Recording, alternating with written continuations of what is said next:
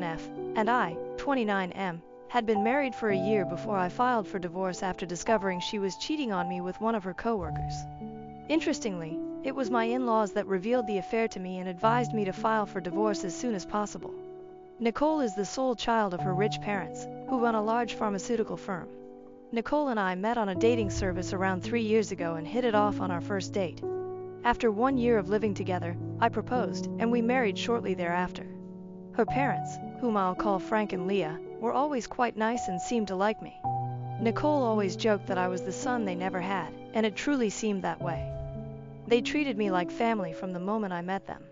They were warm, friendly, and grounded despite their affluence, which I greatly respected. I grew up in an emotionally unstable home. My parents did not love each other, but stayed together for my sake, resulting in regular arguments. Neither were affectionate, and while we are still in touch, family dinners feel more like chores. But Nicole's family was different. They felt like my own people, and I instantly relaxed around them. While I knew they liked me, I never dreamed they would support me over their daughter. My difficulty now is that Frank and Leah want to make me the successor to their inheritance as a result of Nicole's adultery. They want to compensate for what happened by paying me $2 million, while disowning Nicole in the process. I'm not sure if I should accept it because, in the end, the money is rightfully Nicole's, and I'm only being offered it because of her betrayal. Nicole is outraged at the scenario, and I am emotionally heartbroken. I had a lawyer look over everything, and it's a substantial sum of money that I would be taking away from Nicole if I accepted their offer. Despite how hurt I feel, I'm not sure if this is the appropriate thing to do. I obviously want the money, but I am conflicted. Nicole and I have always had a smooth and loving connection. We had little fights, as any couple would, but we worked them out. So when my in-laws invited me over to their house to talk about something important, I had no idea they'd reveal Nicole's infidelity. Nicole works for her father's company and is in charge of recruitment. Because it was a family business, they could easily keep an eye on her and observed she was spending a lot of time with one of the new hires. What made it even more horrible was that the man she was having an affair with was much younger than her. He had recently graduated from college and he was just 21. It was legal, but it seemed unusual that Nicole, although being happily married, felt compelled to pursue love outside of our marriage. Her parents had seen the growing intimacy between the two of them and even asked Nicole about it to be sure. She assured them that they were just close friends and that nothing untoward was happening. This worried her parents, not only because it would have an impact on our marriage, but also because it could lead to legal action. Nicole was in a higher position than the guy she was associated with, and if things went wrong, he could use it against the company and sue them. Despite her parents' persistent questions about their relationship, Nicole argued that it was entirely professional and that there was nothing else to it. Unfortunately, her parents found it difficult to trust her. Despite their cautions, Nicole continued to see him outside of work. They initially refused to notify me because they did not believe it was their responsibility. It was plausible that this was a harmless friendship. However, things escalated, prompting her parents to intercede. They hired a private detective to keep tabs on Nicole. They had no money issues and were able to hire a professional for the work. The detective discovered that Nicole was frequently visiting the other person after work hours. She would tell me she was with friends or at work, and I believed her, but her parents later disclosed that this was not the truth. Every day, once her workday finished, she would go over to his house and spend a few hours before returning home. We all knew that if she was lying to me, something was wrong. When I found out, I was devastated. I sincerely loved Nicole, and a part of me still does, but finding that she had been cheating and lying for months devastated me. This news came about a week and a half ago, and I still remember how upset I was during the meeting with my in-laws. They too were very saddened when they told me the truth, knowing Nicole would never confess.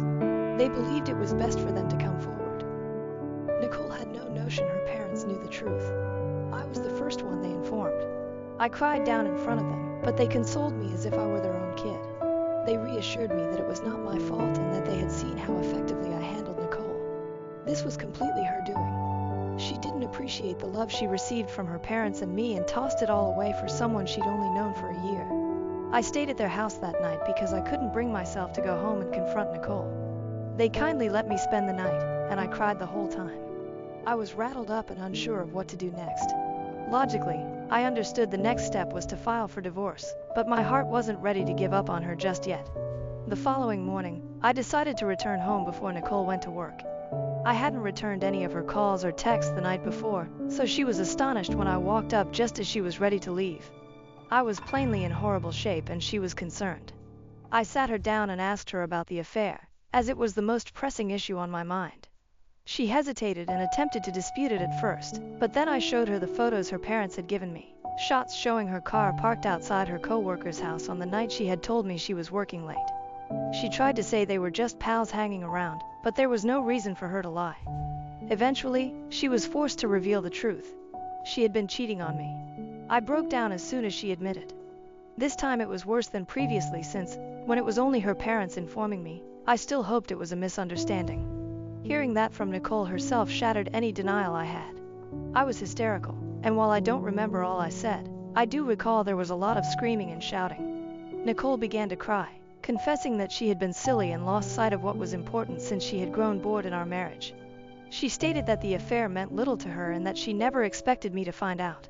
It simply made matters worse. If it didn't mean anything, she had no reason to do it. I was shocked to learn that she had wrecked our marriage because she was bored. I recall yelling at her about how much I trusted her, how I had always been there for her, and how she had given it all up for someone she hardly knew. I yelled until she collapsed into a pool of tears. At one point, things became so severe that she collapsed on the floor, wailing with her head in her hands, while I screamed. It was a disaster, and just thinking about it makes me uneasy. Nothing about it seemed normal. When the ordeal ended, I informed her I was done and asked her to leave the house. She'd begged with me, claiming she would cease things with the other guy immediately and wanted another chance at our marriage. I informed her that as long as she was around, all I could think about was her affair. I needed time to comprehend things, which meant she needed to leave. More disagreements ensued, with her claiming that we could work things out and that remaining together was the proper thing to do. At the time, I was still battling to understand that she had cheated on me. The decision to work things out or leave her was secondary. First, I wanted to digest what had happened, something I couldn't do with her around. I didn't want to breathe the same air as her because she repulsed and irritated me so much. However, she refused to leave, which infuriated me to the point that I informed her I would leave instead. I couldn't take being near her anymore. She was still unhappy and told me I couldn't go because she wanted to work things out and stay married. She claimed it was all a mistake and I couldn't leave her for something like this. I didn't even respond, just left. I didn't bother packing anything and instead began driving aimlessly, unsure where to go. I didn't realize I'd have to stay there overnight until I ran out of gas. I drove to the nearest motel and have stayed there ever since. Despite my best efforts to forgive and forget what Nicole did, our relationship has not improved. I simply can't. So last week, after 3 days of deliberation, I filed for divorce. I hadn't spoken to Nicole since leaving the house, despite her attempts to contact me. The reality is, I have nothing else to say to her since what she did is something I can never forgive or forget. However, my in-laws have been in close communication with me, checking in on me on a daily basis to ensure my well-being. I've been talking to them since when I asked my own parents for aid. They weren't very helpful. They gave non-specific suggestions, such as do what feels right, which was neither comfortable nor useful. Feeling emotionally separated from my parents, I confided in my in-laws. I haven't told my pals yet, but I do need emotional support, which is why I've stayed close to them. Some people may find it unusual, but I'm extremely close to them and don't believe it's wrong. Nicole began messaging me more frequently after being served with the divorce papers, but I have yet to read any of her texts. I silenced her alerts so they wouldn't annoy me, but that doesn't mean I'd moved on. Everything still hurts. To make matters worse, I am also struggling at work. I had to take an unexplained leave of absence since I was unable to commute from the hotel, which is in the middle of nowhere. I am almost out of paid leave, and my employer recently called me to inform me that if I do not return to work soon, I will be terminated. This added to my worry because I have huge bills coming up. Divorce is expensive, and I'll need to start looking for a new home to live. I had been discussing all of this with my in-laws in conversation, expecting little support. But they shocked me. They told me that Nicole had put me in this situation, and they would rectify it. I had no idea what they were going to do, but a few hours later, they requested me to come to their house right away.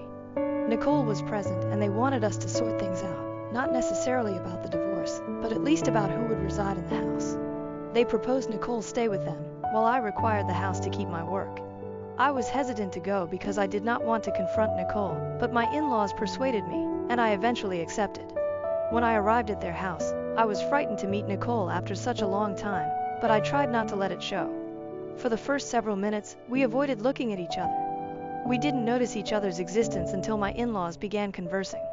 My in-laws offered that I take over the house so Nicole could live with them, which made sense given that they all worked in the same place.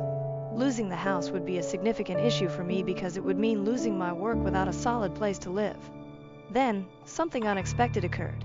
Nicole began protesting that she did not see why she had to be the one to make such sacrifices. She said it was my fault we were divorcing and informed her parents that they, as her parents, should be on her side rather than mine. She accused them of supporting a cheater, which baffled us all. We stared at her, waiting for her to clarify what she was saying.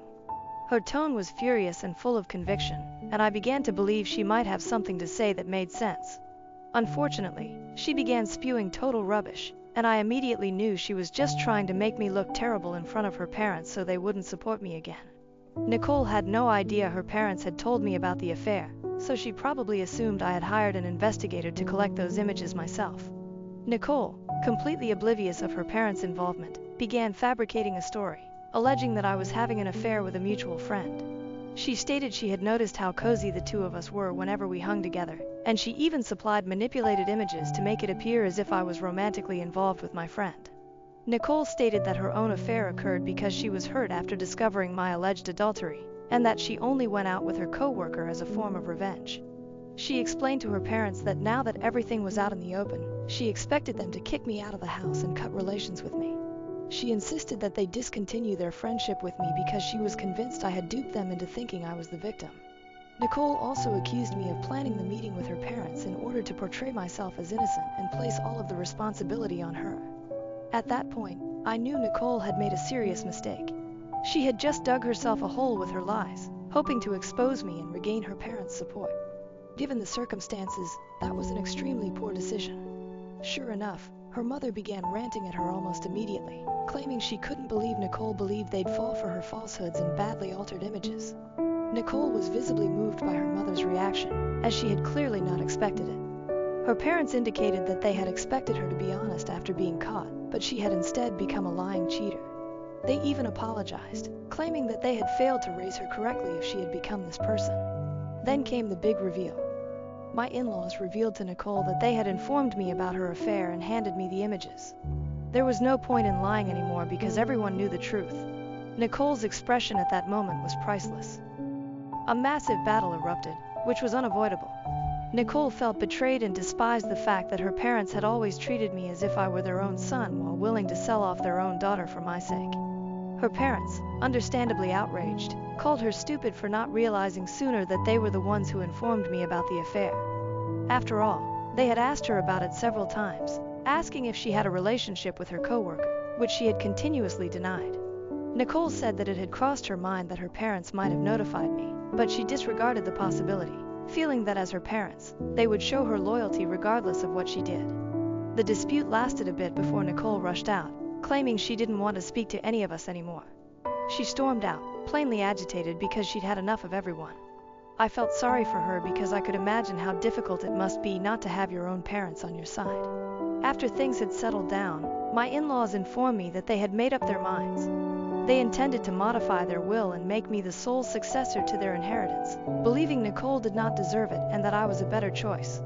It was a big decision, and I was hesitant to accept such a significant quantity of money knowing that it would essentially be stolen from Nicole.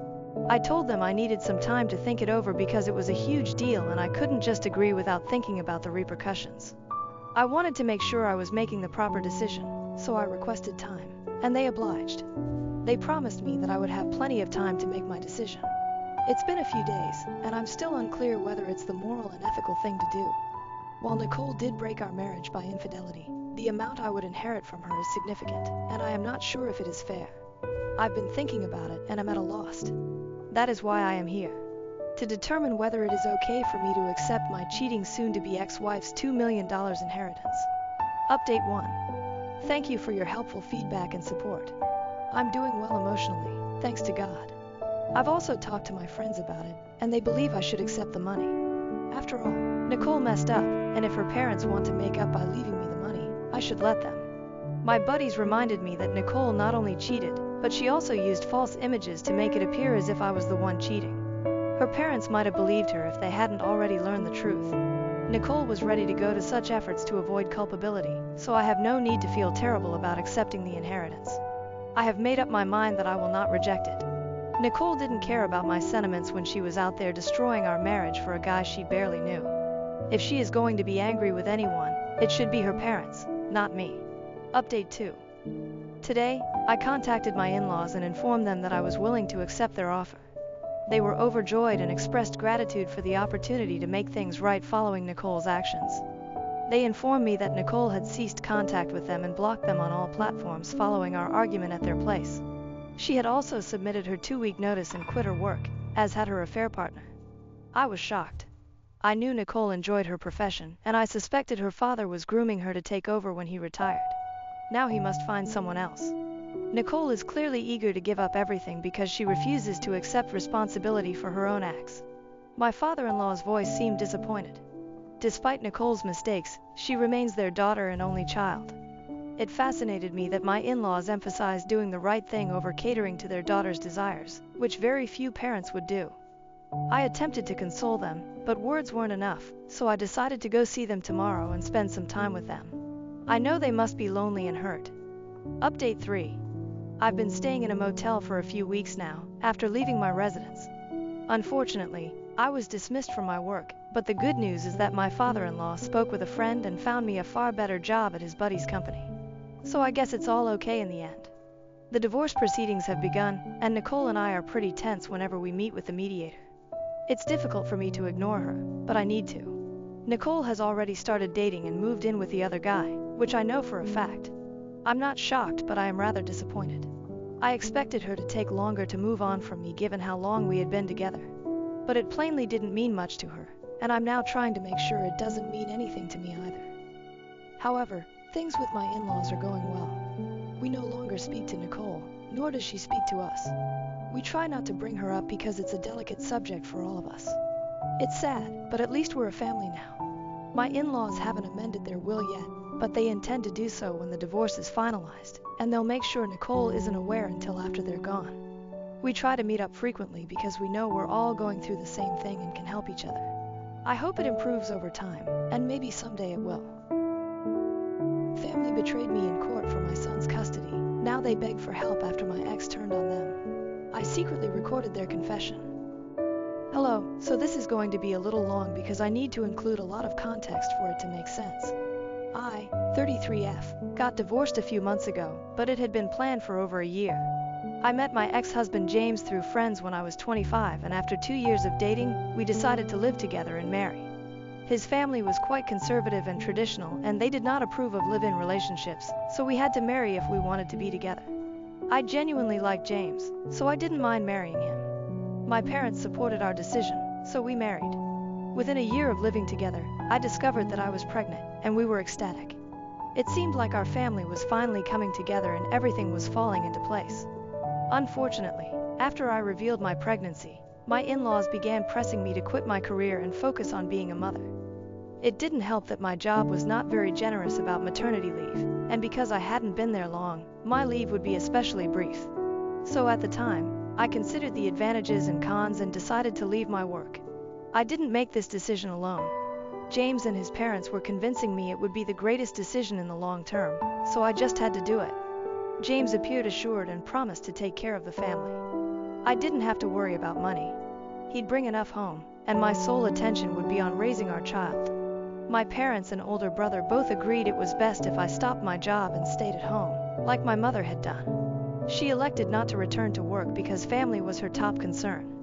With pressure from both sides of the family, I chose to quit during my second trimester.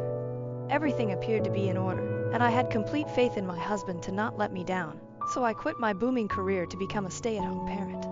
However, shortly after my kid was born, I observed something peculiar about James's behavior throughout the latter months of my pregnancy.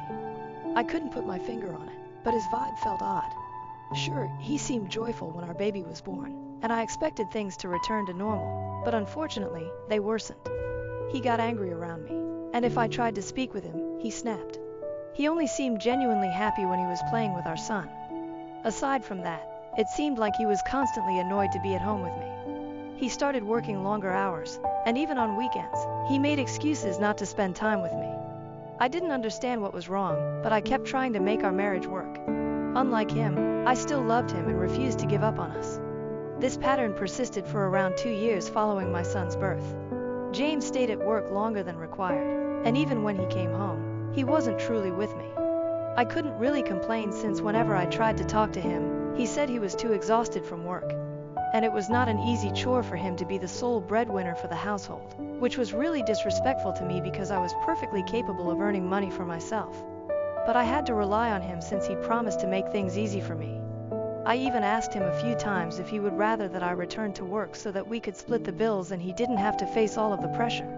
However, he claimed that would be an insult to him and his abilities, and that his parents would never accept. We'd have a difficult time with them if I went back to work.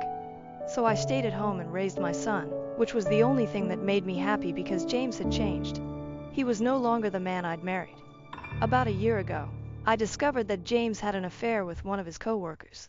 It was quite difficult for me to find this because I had been skeptical for quite some time. I even snooped through his phone and laptop while he was sleeping and discovered nothing. I knew all of his passwords because he had written them down in his notepad, but that didn't help. It almost seemed as if he had nothing to conceal, and I began to feel dumb for being cautious. I even searched through his possessions for a burner phone or anything odd, but I found nothing. I began to suspect that I was being overly paranoid and insecure. But as luck would have it, I witnessed his cheating firsthand. About a year ago, James and I were organizing a spectacular birthday celebration for our son. He'd invited the co-worker he was fooling with. She was a single mother with a youngster around our age, so I wasn't surprised she got invited. James had informed me she was a very close friend, so I saw nothing wrong with her being there. After my son had cut his birthday cake, I went upstairs to change into more comfortable attire for the celebration. When I got into my bedroom, I saw James and his co-worker making out. She was seated on his lap. It took me a few minutes to grasp what I saw.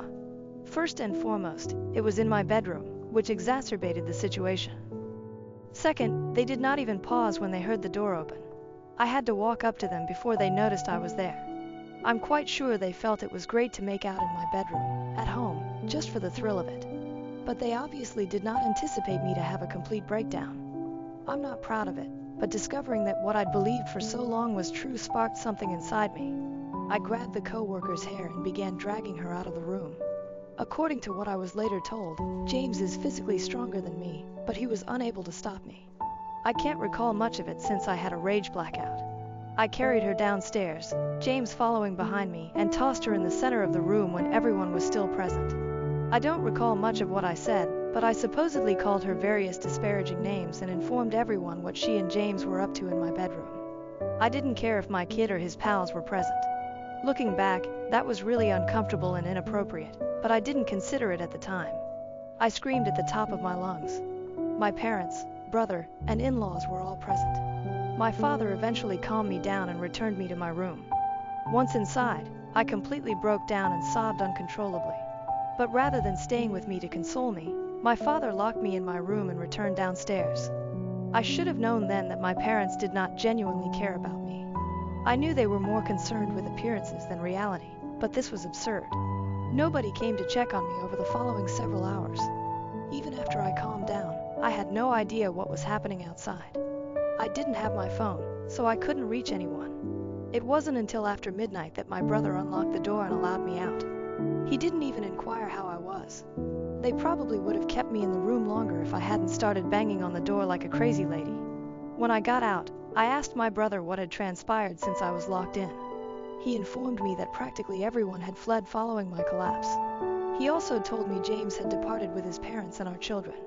My parents, brother and I were the only people left in the house. My brother let me out to discuss what we should do next. But in my family, discussion means telling me what to do. They informed me that I needed to apologize to everyone for how I had behaved at the party. Not only that, but I also needed to apologize to James and his parents. Apparently, James had difficulty convincing his co-worker not to file charges against me because what I did to her was technically an act of physical assault. My family told me that I owed it to James to speak things out and work on our marriage rather than making this a bigger deal. I lost it. I screamed at them to leave my house because I was not about to allow anyone stand under my roof and order me to apologize to my unfaithful spouse. I got into a heated argument with my family because they told me that I owed it to James to make things right and give the marriage another try, or they would sever ties with me. So I told them to go ahead since I had gotten to the point where I didn't care what anyone thought of me. I was going to file for divorce and get out of this situation without anyone's approval. I phoned a lawyer the next day and filed for divorce less than a week after the occurrence. James was served shortly after, and he had the arrogance to express disappointment and disbelief. He returned home the same day he was served with the divorce papers and demanded an explanation. I told him I was not going to take him back after what he had done and how he had disrespected me. We had a nasty verbal argument in which I called him a lot of names, and he promised me that I would never see my son again. I had no idea he would actually keep his word. Then the legal struggle started. We had very few common assets, so the divorce proceedings were far smoother than the custody battle. The house belonged to me because I bought it with my own money, and there was no doubt about that. Everything else was to be auctioned, with the earnings divided between us. We only had to wait the 6-month waiting time mandated by the state, after which the divorce would be finalized if a settlement was made. The only disagreement was about alimony. Because James forced me to quit my work and I didn't have enough money, I needed alimony to start anew. He, however, believed that I should not receive any alimony at all. Fortunately, I had a few texts that demonstrated he had promised to support me. Otherwise, I might not have received any. The divorce process was easier for me emotionally because I had already distanced mentally from James. However, it was the custody struggle that truly killed me. Unfortunately, my parents and brother stabbed me in the back for cash. My ex-husband and his lawyer were nasty, and they started building a case against me, painting me as an unstable, reckless, and insane mother. They wanted to show that I was unfit to raise our son alone, so James and his parents should gain full custody. I assumed my parents and brother had been bought off by my ex-in-laws because they were wealthy, and I couldn't think of another reason for my own family to turn against me. I'm very sure my family warmed up to my in-laws from the start because of their money. James accused me of being a functioning alcoholic with serious rage issues. They made up situations in which I allegedly lost my temper and endangered my son, even though none of this had actually occurred. They needed to portray me as the villain. I expected some people to side with me, but all of my friends supported James, which I believe was owing to my breakdown at my son's birthday party. The worst betrayal, however, occurred when my parents and brother testified against me in court, stating I needed rehab and intense therapy before being permitted to see my son. They even suggested that James cheated because he was tired of coping with my unpredictable behavior. Despite a good fight with my counsel, I was unable to win custody of my son. The odds were stacked against me, and there was little I could do to prevent the inevitable. My lawyer and I worked hard to gather proof to prove I was a decent mother, but it all went to waste. The decision was revealed a few months ago, and it was the last time I saw my kid in person. I was granted supervised visiting privileges, but James never let me see him. It was pointless. My son is now 4 years old, and I'm constantly concerned that he'll forget me. According to a few relatives that remain on my side, my family continues to see my son. They routinely publish images with him, but I can't see him. James and my son live with my in-laws, and it appears that everyone but me gets to spend time with him. I cannot imagine something more heartbreaking. I've been living on memories of my son, thinking James was taking excellent care of him. I don't think I could have provided a comfortable life for him on my current pay, given I've only lately resumed working. I got a job at a friend's startup, but it doesn't pay well. Most of the employees are in their early 20s, working for experience and expecting to advance to better chances. Although I receive alimony, it is insufficient to maintain my previous lifestyle. I can't cut expenditures like a bachelor, but it's all I have right now. I had wanted to reapply for joint custody once my life was in order, but an unexpected chance presented itself a few weeks ago. My parents contacted me after months of silence to ask for assistance. It turned out that James was not the fantastic man they thought he was. My brother sent me an email requesting that I come over to their place since they had realized something crucial and wanted to come clean. They were tired of keeping secrets from me and wanted to be a part of my life again. I tried to ignore the email, but I couldn't quit thinking about how this might help me get my son back. So I went to their place that evening. I anticipated them to be living like kings after selling me out for money from my ex-in-laws. However, they were actually living in worse conditions than previously. My son, on the other hand, was overjoyed to see me, which added to an already wonderful evening. When I visited my family that day, they practically began pleading for forgiveness as soon as I walked in the door. Apparently, they recognized how severely they had messed up and there was no turning back, yet they still wanted me to forgive them. After the divorce, when my ex-in-laws and James were approached about the money they had been promised, James informed my family that it was no longer occurring. Apparently, they had just been told that they would be well compensated if they turned on me and testified in their favor. However, there was no written evidence to support it. If my relatives tried to go back and inform me about everything, James and his family would make sure they never saw my son again. So, for the protection of my son, they agreed to keep their mouths hidden, even though they had not been paid as promised. But things grew worse. They were not only pushed into testifying against me, but they were also treated as free babysitters. Every day, James would drop off our boy at my parents' house, and they had to watch him while giving up their own time.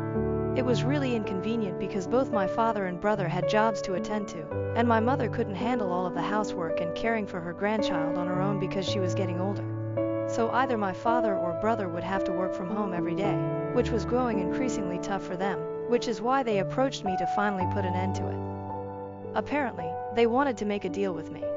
They told me that if I provided them the money my ex-in-laws promised, they would represent me in court and ensure that I got custody of my son. I was going to recommend it myself, but it wasn't unexpected that they did. My family had always been materialistic, and this was especially true now that my father's business had failed and they were back to working for other people. Obviously, they would want money more than ever now because my father wanted to retire but didn't have enough saved because he had invested all of his money in the firm, which eventually failed. They claimed they could make up a tale about how they were forced and coerced into testifying against me so they wouldn't be charged with perjury while under oath. They were unaware that I no longer required their assistance. I had been recording everything they said since the moment I came inside the house, since I suspected something was wrong and didn't want to take any chances. So I had already recorded everything. Nonetheless, I encouraged my family to give me screenshots if they had any to prove they had been used and lied to, and I promised to help them. Following that, I departed. I'd already seen my son, and I had more than enough evidence to seek custody again. So that's what I did the next day with my lawyer. This time, I was ready. The custody lawsuit is still ongoing, but one thing is certain. I will be able to prove that none of the accusations James made against me were accurate, and that my family had been lying about everything all along. I've already listened to the recording, which has greatly influenced my decision. James and his lawyer are literally rushing for evidence, while I take it all in and enjoy the show. This is what they made me go through the last time, and now I get to do it to them. It's karma at its best, and I couldn't be happier. The only thing that hasn't been ideal is that my family has said I used them, just like James did, and that I had no right to record them without their permission and use it against them. However, in my state, that is perfectly legal and acceptable in court. I had no idea what they were talking about until they told me I had broken their trust by recording them. Bold statements from those who broke my confidence by siding with my ex-husband in the custody dispute. They believed that what I did was wrong because what they had done was out of necessity. They needed the money. But I didn't need to screw them over and expose them to perjury. They stated they had already committed to assist me and testify against James and his family, so I didn't need to go behind their backs. They keep contacting me, and it's becoming increasingly difficult for me to ignore.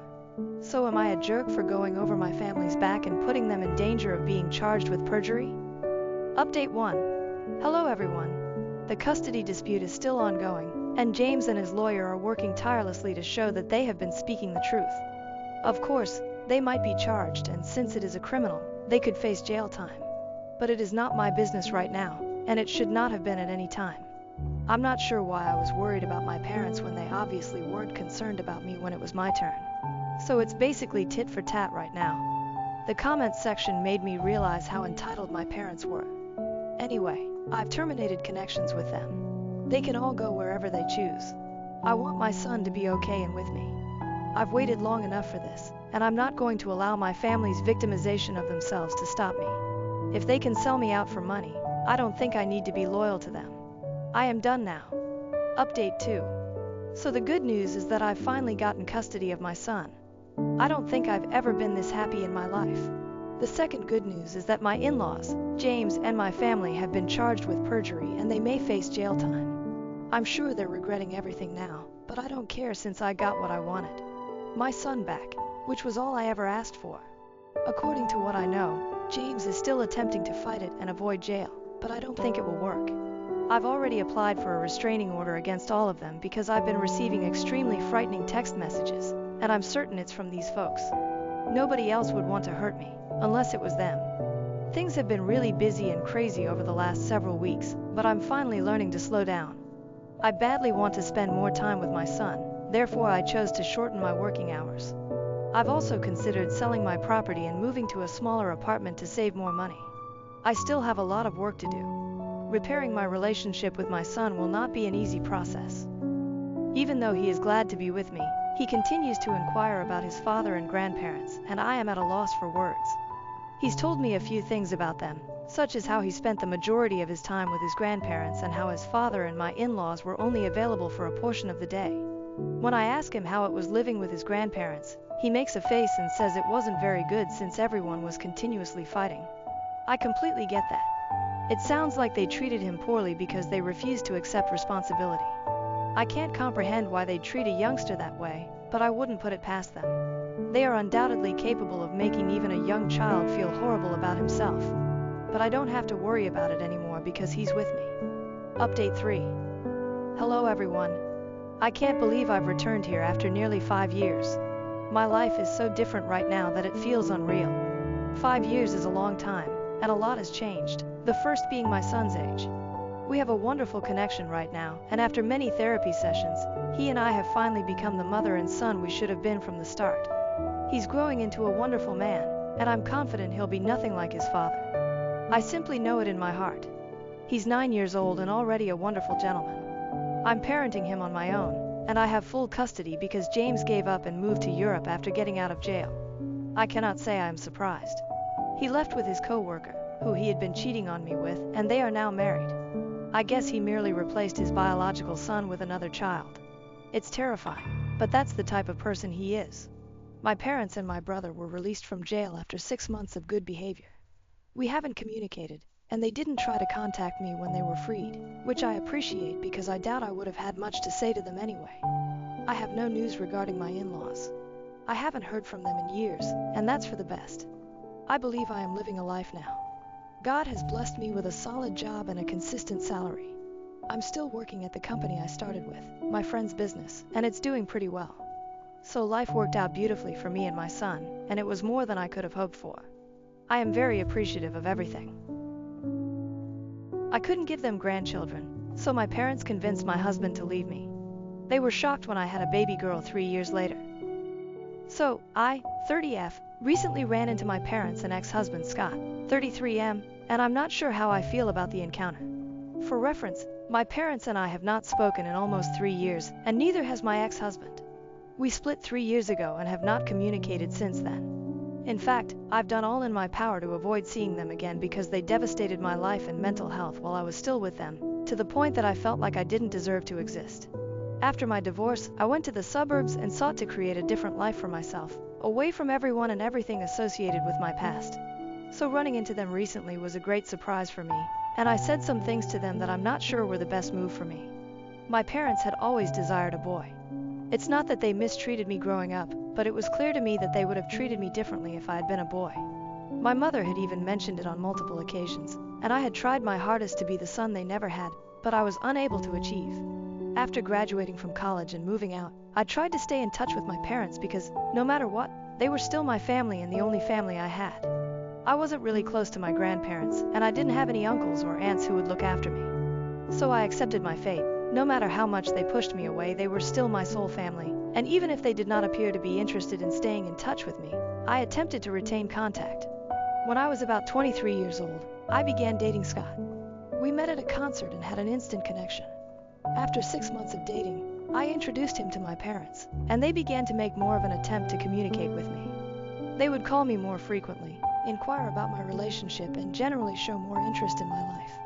I had noticed the difference, but because it was welcome, I didn't give it much thought and simply accepted it. The longer I dated Scott, the more involved my parents were in my life. At one point, it seemed like we were all one big happy family.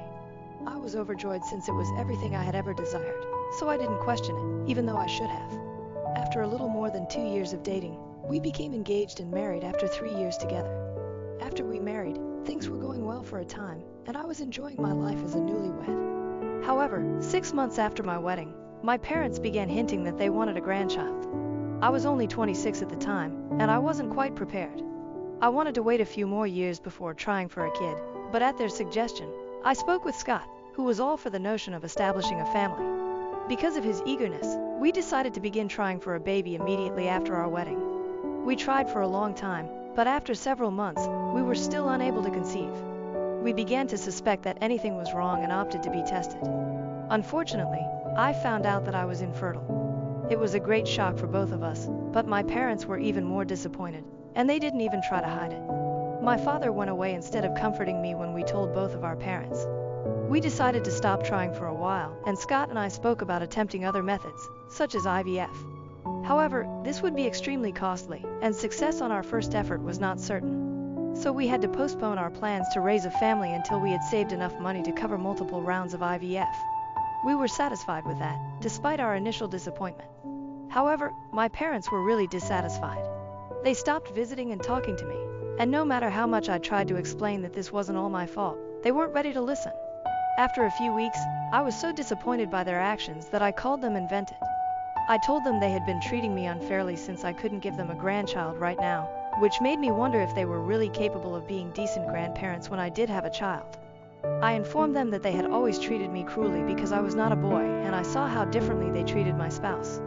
For a long time, I attempted to ignore it and keep our friendship going, but now I'm not interested in keeping in touch with them and would rather that they stay away from me forever. It was difficult for me to express that since for so long, all I wanted was their acceptance. But now I recognize that it was nearly impossible. Instead of apologizing, they escalated their actions and were happy with me not speaking to them again. They told me I was worthless as a woman since I couldn't have children, and they wanted nothing to do with me. It was painful to hear them say that, but at least I knew where I stood with them. After that phone call, I did not talk with my parents again, and we were done. When I told Scott about the phone call, he was sympathetic at first, but after a few days I saw that his attitude toward me was shifting. I ignored it at first because I was already going through a difficult time mentally, and I didn't want to accept that my spouse might leave me. So I started pretending that nothing was going on and that everything was fine. Within a few months, he had changed entirely and was constantly chilly to me. I tried everything I could to save our relationship, but nothing worked. 3 months later, he returned home with the divorce papers and announced that he was done with me. I couldn't say I was startled, but I did try to reason with him. I told him we could always try for a kid later, but he stated he had a lot of reasons to leave and didn't want to talk about it. He wanted it to end as quickly as possible because it was difficult for both of us. The divorce took nearly 7 months to finalize, and they were the most difficult months of my life. I was absolutely alone, and I had broken down. To make matters worse, a few weeks after he informed me that he wanted a divorce and had moved out, I learned from a few relatives that Scott was supposedly living with my parents. I knew talking to them wouldn't help, so I decided to speak with my in-laws about it. It was an unpleasant chat, but they informed me that my parents had been in contact with Scott for several months. I suppose they had been brainwashing him into leaving me, which is why Scott decided to leave, even though my in-laws thought it was a bad idea. He had argued with them and stopped speaking to them. I'm not sure what they told Scott, but my in-laws informed me that Scott implied my parents had said he deserved better. So I'm still not sure what they told him, but I think they were just desperate to have a son in any way possible. Since I was no longer speaking to them and they couldn't hope for a grandchild from me, they quickly decided to take Scott under their wing and get him to leave me. My divorce left me extremely damaged, and it took me several months to get back on my feet, but I did it. Since then, I have not looked back and have done everything in my ability to forget the past and go forward. After my divorce, I moved to the suburbs. I started a new job, changed my appearance, and blocked my parents and Scott on social media. I also told all of my former friends and relatives that I never wanted to hear anything about them again, and I didn't want them to know anything about me. Everyone respected it. For the past 3 years, I've been in treatment and doing well. The only thing that bothered me was the absence of a baby. I still desired a child despite the fact that I no longer had a husband or parents. I felt like I was ready to become a mother. Last year, I began IVF procedures and became pregnant with the help of an anonymous donor. 4 months later, I gave birth to my beautiful girl. Life has been very good since she was born, and I'm very pleased. 4 days ago, I was walking down the street with her when I ran into my folks and Scott. I was astonished to find them on my street. I believed they were come to visit me, but then I noticed they were stepping out of a residence a few blocks away. When they saw me, I froze. I should have returned home, but I simply couldn't bring myself to do so. They approached me, greeted me, and immediately inquired about the baby, as they were aware that I was infertile. I responded truthfully, and by that point I had comprehended what was going on and began walking back home. But Scott stopped me and said he was delighted he ran into me because he had been thinking a lot about me lately. They had apparently come to visit his aunt, who had recently moved into the neighborhood, and he took bumping into me as a message from the cosmos that he should make things right and give our relationship another opportunity. My parents were also standing there, and they demanded that I invite them home to talk about all that has been going on in my life, as they had clearly missed out on a lot. I was shocked that they were even suggesting this, let alone that they expected me to allow them in after everything that had transpired in the past. It took me 3 years to move on from everything, and I'm still in therapy trying to work through my emotions. So I had an outburst. I told them I'd rather have a lot of murderous wild animals in my house than them, since they'd still be better. I told them to quit acting like they cared about me or what was going on in my life, since the only reason they wanted to talk to me now was that I had a baby. My parents wanted to talk to me because they were finally going to have a grandson, and Scott wanted to talk to me because, clearly, he couldn't find anyone else. He assumed that because I had previously been able to conceive, getting pregnant again would be easy, and he could just return to my life.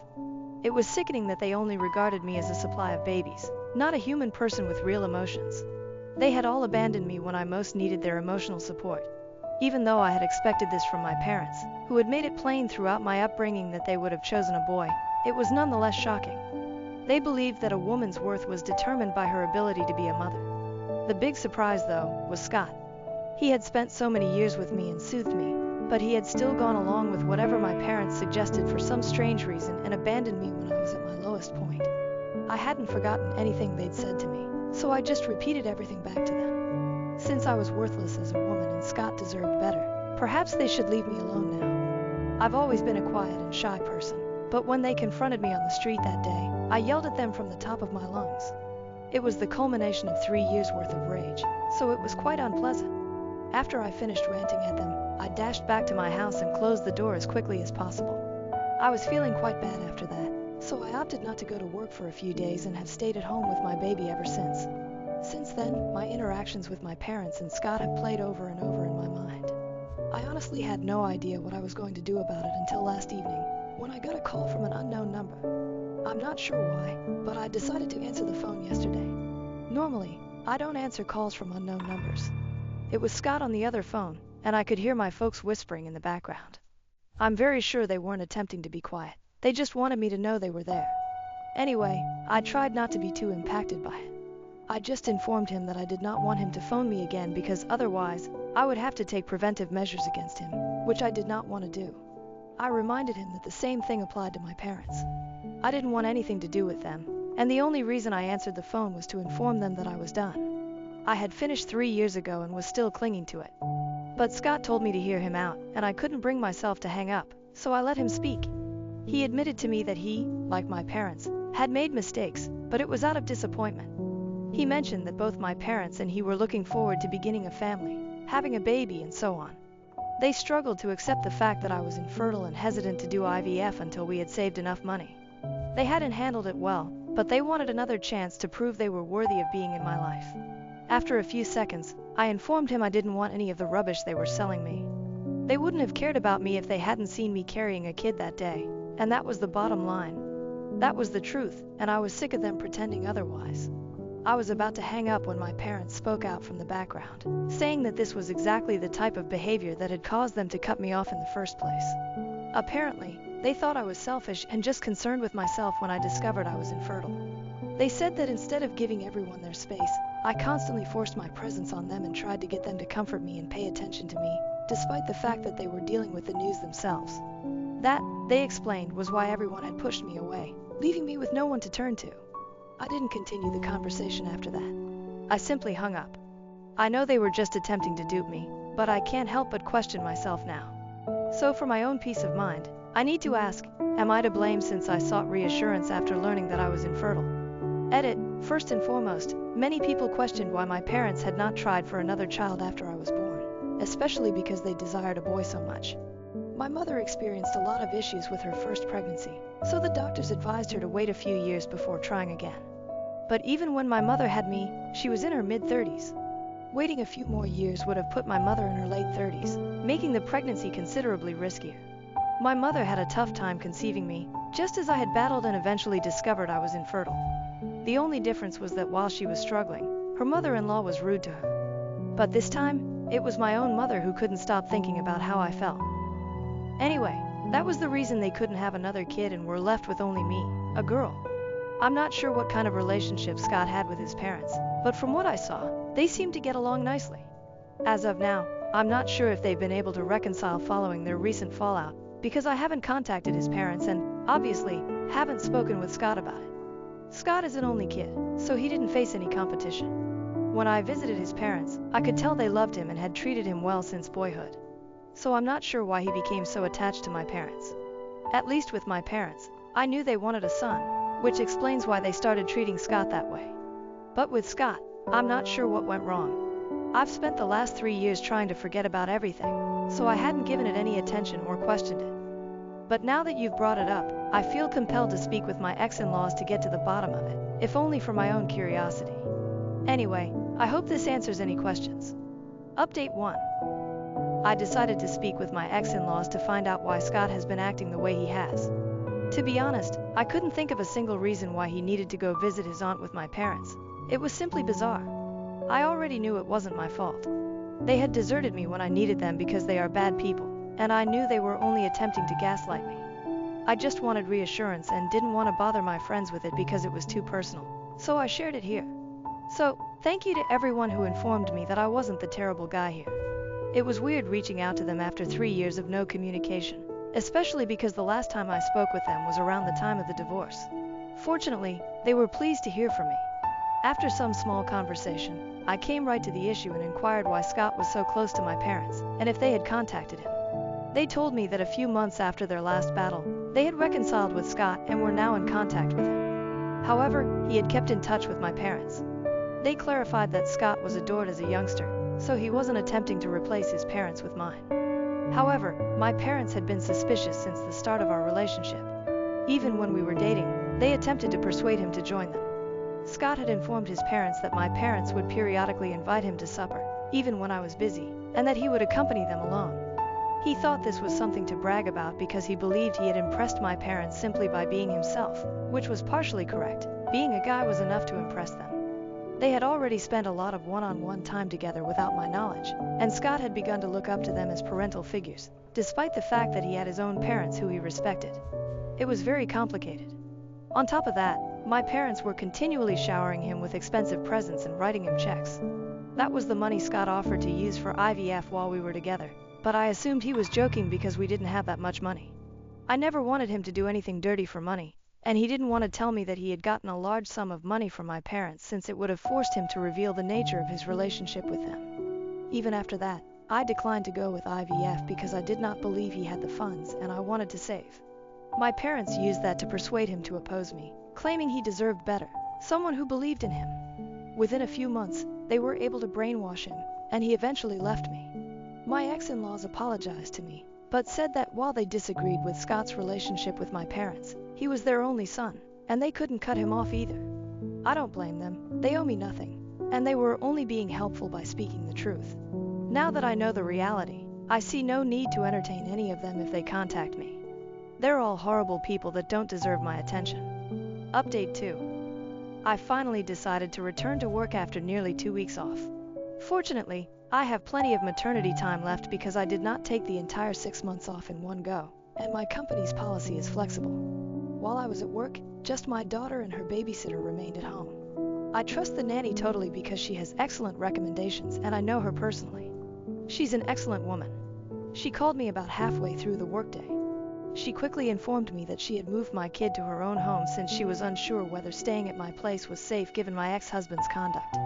I consented and let her take my daughter home, guaranteeing their safety, and then contacted the cops as I drove home. On the phone, she told me that Scott had been outside for a few minutes, yelling for me to come out. When he learned I wasn't home, he attempted to kick down the door. He was cursing loudly, and my daughter was sobbing, so my nanny called me right away so I could notify the police. She exited through the back door and strolled to her home via the backyard gate, as she lived only a few minutes away. That way, my baby could be safe while I dealt with my ex-husband and the cops. To be honest, compliments to her. Her primary goal was my child's safety and well-being, which was appropriate. When I got home, the cops had already arrived, and it was clear Scott had been drinking. It seemed strange because it was only around midday, yet there he was, inebriated. I decided to file charges against him because he had really ticked me off and I wanted him out of my life. This also offered me the opportunity to get a restraining order against him, since he was plainly losing control. The authorities took him away, and a few minutes later, my nanny returned with my daughter. I gave her the rest of the day off because I planned to stay at home with my child. I'll probably have to take a few more days off from work, but I'm not complaining because I get to spend more time with my favorite person. Update 3. It's been a few weeks since my previous post. I've been busy caring for my baby and decided to embark on a new project, which has been exciting. Regarding the situation between my parents and Scott, I was able to obtain a restraining order against him. Fortunately, it wasn't too difficult because I had surveillance tape from the day he showed up intoxicated and started throwing a fuss when he learned I wasn't home. I suppose my parents looked at his condition and decided not to bother me anymore, so they've been staying away. My ex-in-laws informed me that, following what happened, they have decided to cut relations with Scott as well. Apparently, he's having trouble locating other ladies, despite his desire to start a family. He can't do it without a partner, and he dislikes the thought of adopting, which may explain why he acted out the other day. But it doesn't mean I have to forgive him, especially given everything he's put me through. My parents are still attempting to badmouth me to my relatives, which is unfortunate because it isn't working. Everyone knows they did the worst thing to me, and now they're pretending they're the victims. That's not how it works, and they're finding out the hard way. I'm delighted they won't have any relationship with their grandchild. I won't allow it. My kid and I will have a lovely life together without anyone troubling us, and I'm determined to be a far better parent than the ones I had as an example. My stepfather murdered my mother before taking his own life. I'm overwhelmed, lost, and unsure of how to move forward. I know this doesn't sound real. I have my boyfriend and my best friend here. I've known this for about 2.5 hours. It still doesn't seem real. I don't really know what I want to accomplish with this post. But I swear it is real. It's 3:51 a.m. in Berlin right now. We were trying to finish watching the movie that we started before the police rang at my door. I don't know what to do. Edit. The police just called me. My stepfather killed himself. I wish I could destroy him. Right now I just feel empty. Edit 2. I don't even know why I'm posting here. I'm usually just a lurker. I guess I just want somebody to know. I feel like the whole world should know. My mother is the most amazing person and she has always been my idol. I don't know how to feel. I'm in our apartment and I feel like everything I see is her. My evening started so differently. Everything started so differently. I haven't slept yet. I don't know how I will. Though sleeping is usually my talent. Mom wakes me up every afternoon if she feels like I'm sleeping too long. Since I moved back in, during the COVID lockdown. Update. Hello. My last post got capped, so I made a throwaway account. It's been about 24 hours since the police stood in front of the door to my mom's and my apartment and told me that my mother is dead. I've cried so much today. I feel like it's been an ocean of tears, so much that I just feel empty now. I miss her so fucking much. It still just feels like a bad dream. This can't really be real. Her death was on the news and I saw a picture of a body in a blue body bag being rolled into the back of a wagon. That is my mother. In that bag. Oh my god. I'm gonna run down what happened again. Maybe this will make it more real for myself. I don't know. My boyfriend and I were in the park playing speed mitten on Wednesday evening when my mom called me and told me she would be coming home. I asked her if everything was okay and she said yes, not to worry about it, and my boyfriend was still welcome to come over if he liked. I told her okay, I would see her in a moment. We both went home and she wasn't there. I wasn't worried. My stepfather and my mom have been together for a while and they're very much in love, but they can fight a lot sometimes. They always make up very quickly. I tried calling her several times to know if she wanted dinner and sent her text messages, and texted and called my stepfather as well. They didn't answer. This wasn't so unusual either. I thought they just made up. I'm guessing by this time he had already stabbed her. I feel sick writing this sentence. The police showed up at 3 in the morning, informed me, stayed in the apartment while my boyfriend called my best friend who rushed over with a taxi. Everything is kind of a blur from then on. I remember sitting down to write the Reddit post because I didn't know how to feel or what to do, and I guess I wanted to scream my pain into the internet void. At that point, my stepfather hadn't killed himself yet. He had taken his car up into the countryside where my mother has a tiny little house at the lake, which is her pride and joy, with her garden. Both of them went up there every weekend together. He killed himself there. The fucking bastard. I've never been so angry in my life. I loved him, he was a part of my family, we got along really well. Some part of me wishes I could strangle him, or scratch his eyes out. I just want to scream in his face, how he could do this to me. To her. My lovely mother. Fuck, she is such a fucking light. She is such an incredible person and we are so close. I told her everything. And not just because she's my mother, she is truly an absolutely amazing person. Everybody who met her loved her. I stayed awake until about 6 a.m. I smashed a few glasses. I cried a lot. We finished watching the movie. Today I had to call all of the people. My grandparents, her brother, her friends. I had to call my stepfather's children in the UK and tell them what happened. I can't imagine how hard it must be for them. My mother was the victim. Their father was the murderer. I feel so bad for them. I've gotten so many calls and messages from people who are offering to help me in any way I need, who cry on the phone and ask me if this is real. To have to tell people over and over again what happened really wrecked me. Especially my grandparents. My granddad, I don't know how he's going to get through this. He just kept screaming, no, no, not my mom's name. I have to go to the police today to give a statement, probably talk about their relationship. I have to be there in 412 hours and I haven't really slept yet. I can't really eat either. I just feel like throwing up, just thinking about food. I wanted to thank all of you for your comments on my first post. I know we don't know each other, that I'm just some faraway voice on a screen with a terrible fate, but I did feel better reading your hugs and encouragement. I will have to think about getting a lawyer. My dad is sleeping in the other room. We're going to have to figure out how to get here. Some part of me honestly doesn't see a point anymore. There's so much pain in my life. I've had so many bad experiences. I got through a rape and a drug problem and everything was on its way up. And now this. But I love my mom more than anything, and I can't disappoint her, and I'm going to need to be here for my dad and me. I'm sorry for the long text. I just feel like I need to get something out. I feel so lost and empty. I miss my mom. Update. Hello. I guess in some way I wanted to give you people an update on what has been going on with me. When I posted my first post, I was slightly drunk. It was the night the police showed up at my house and rang the doorbell, and I was confused. All of your messages from random strangers, helped me in some way. I'd like to thank whoever sent me that poem by Mary Elizabeth Fry. Do not stand at my grave and weep. We used that for the invitation to her party. And also Bianca, who painted that beautiful painting of her which she sent me by email. Thank you. The poem by Mary Elizabeth Fry. Do not stand at my grave and weep. I am not there. I do not sleep. I am 1,000 winds that blow. I am the diamond glints on snow. I am the sun on ripened grain. I am the gentle autumn rain. When you awaken in the morning's hush, I am the swift uplifting rush of quiet birds in circled flight. I am the soft stars that shine at night. Do not stand at my grave and cry. I am not there. I did not die.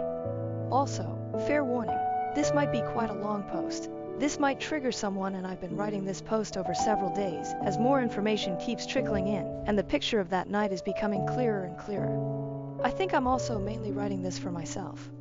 What happened that night, the 23rd of July, is just still so surreal. I'm sitting at my mother's desk right now, in her little office in our apartment that I grew up in Berlin. Her presence in some way is all around me. It has been 23 days since the police showed up in front of my door at 3 in the morning and asked if they could come in. Since my stepfather hung himself. Everything has been so confusing. It's all sort of a mixture between crying, screaming, yelling, throwing things, and just emptiness. I go through phases. Someone linked that famous post about grief, and God, it's so accurate. And it's really hard to cope. Since that night I haven't ever actually been alone. This is somewhat exhausting to me in some ways, but probably also very important. I'm going to go through the series of events and facts because I also want to set it right. Since in the media, since some of you found the articles online and connected the dots, there is so much false information, it's hard to believe. My mother and my stepfather were together for 8 years, and he has only been living in Berlin since then. He has children from his previous marriage, that is all I will say. I am my mother's only daughter. He did not call me and confess to what he did, as many report.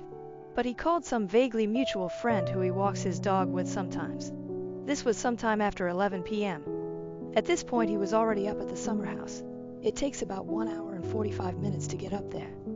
This means my mother had been dead for about 2 hours. It says so in the police report as well. The summer house did not belong to my stepdad, but to my mom.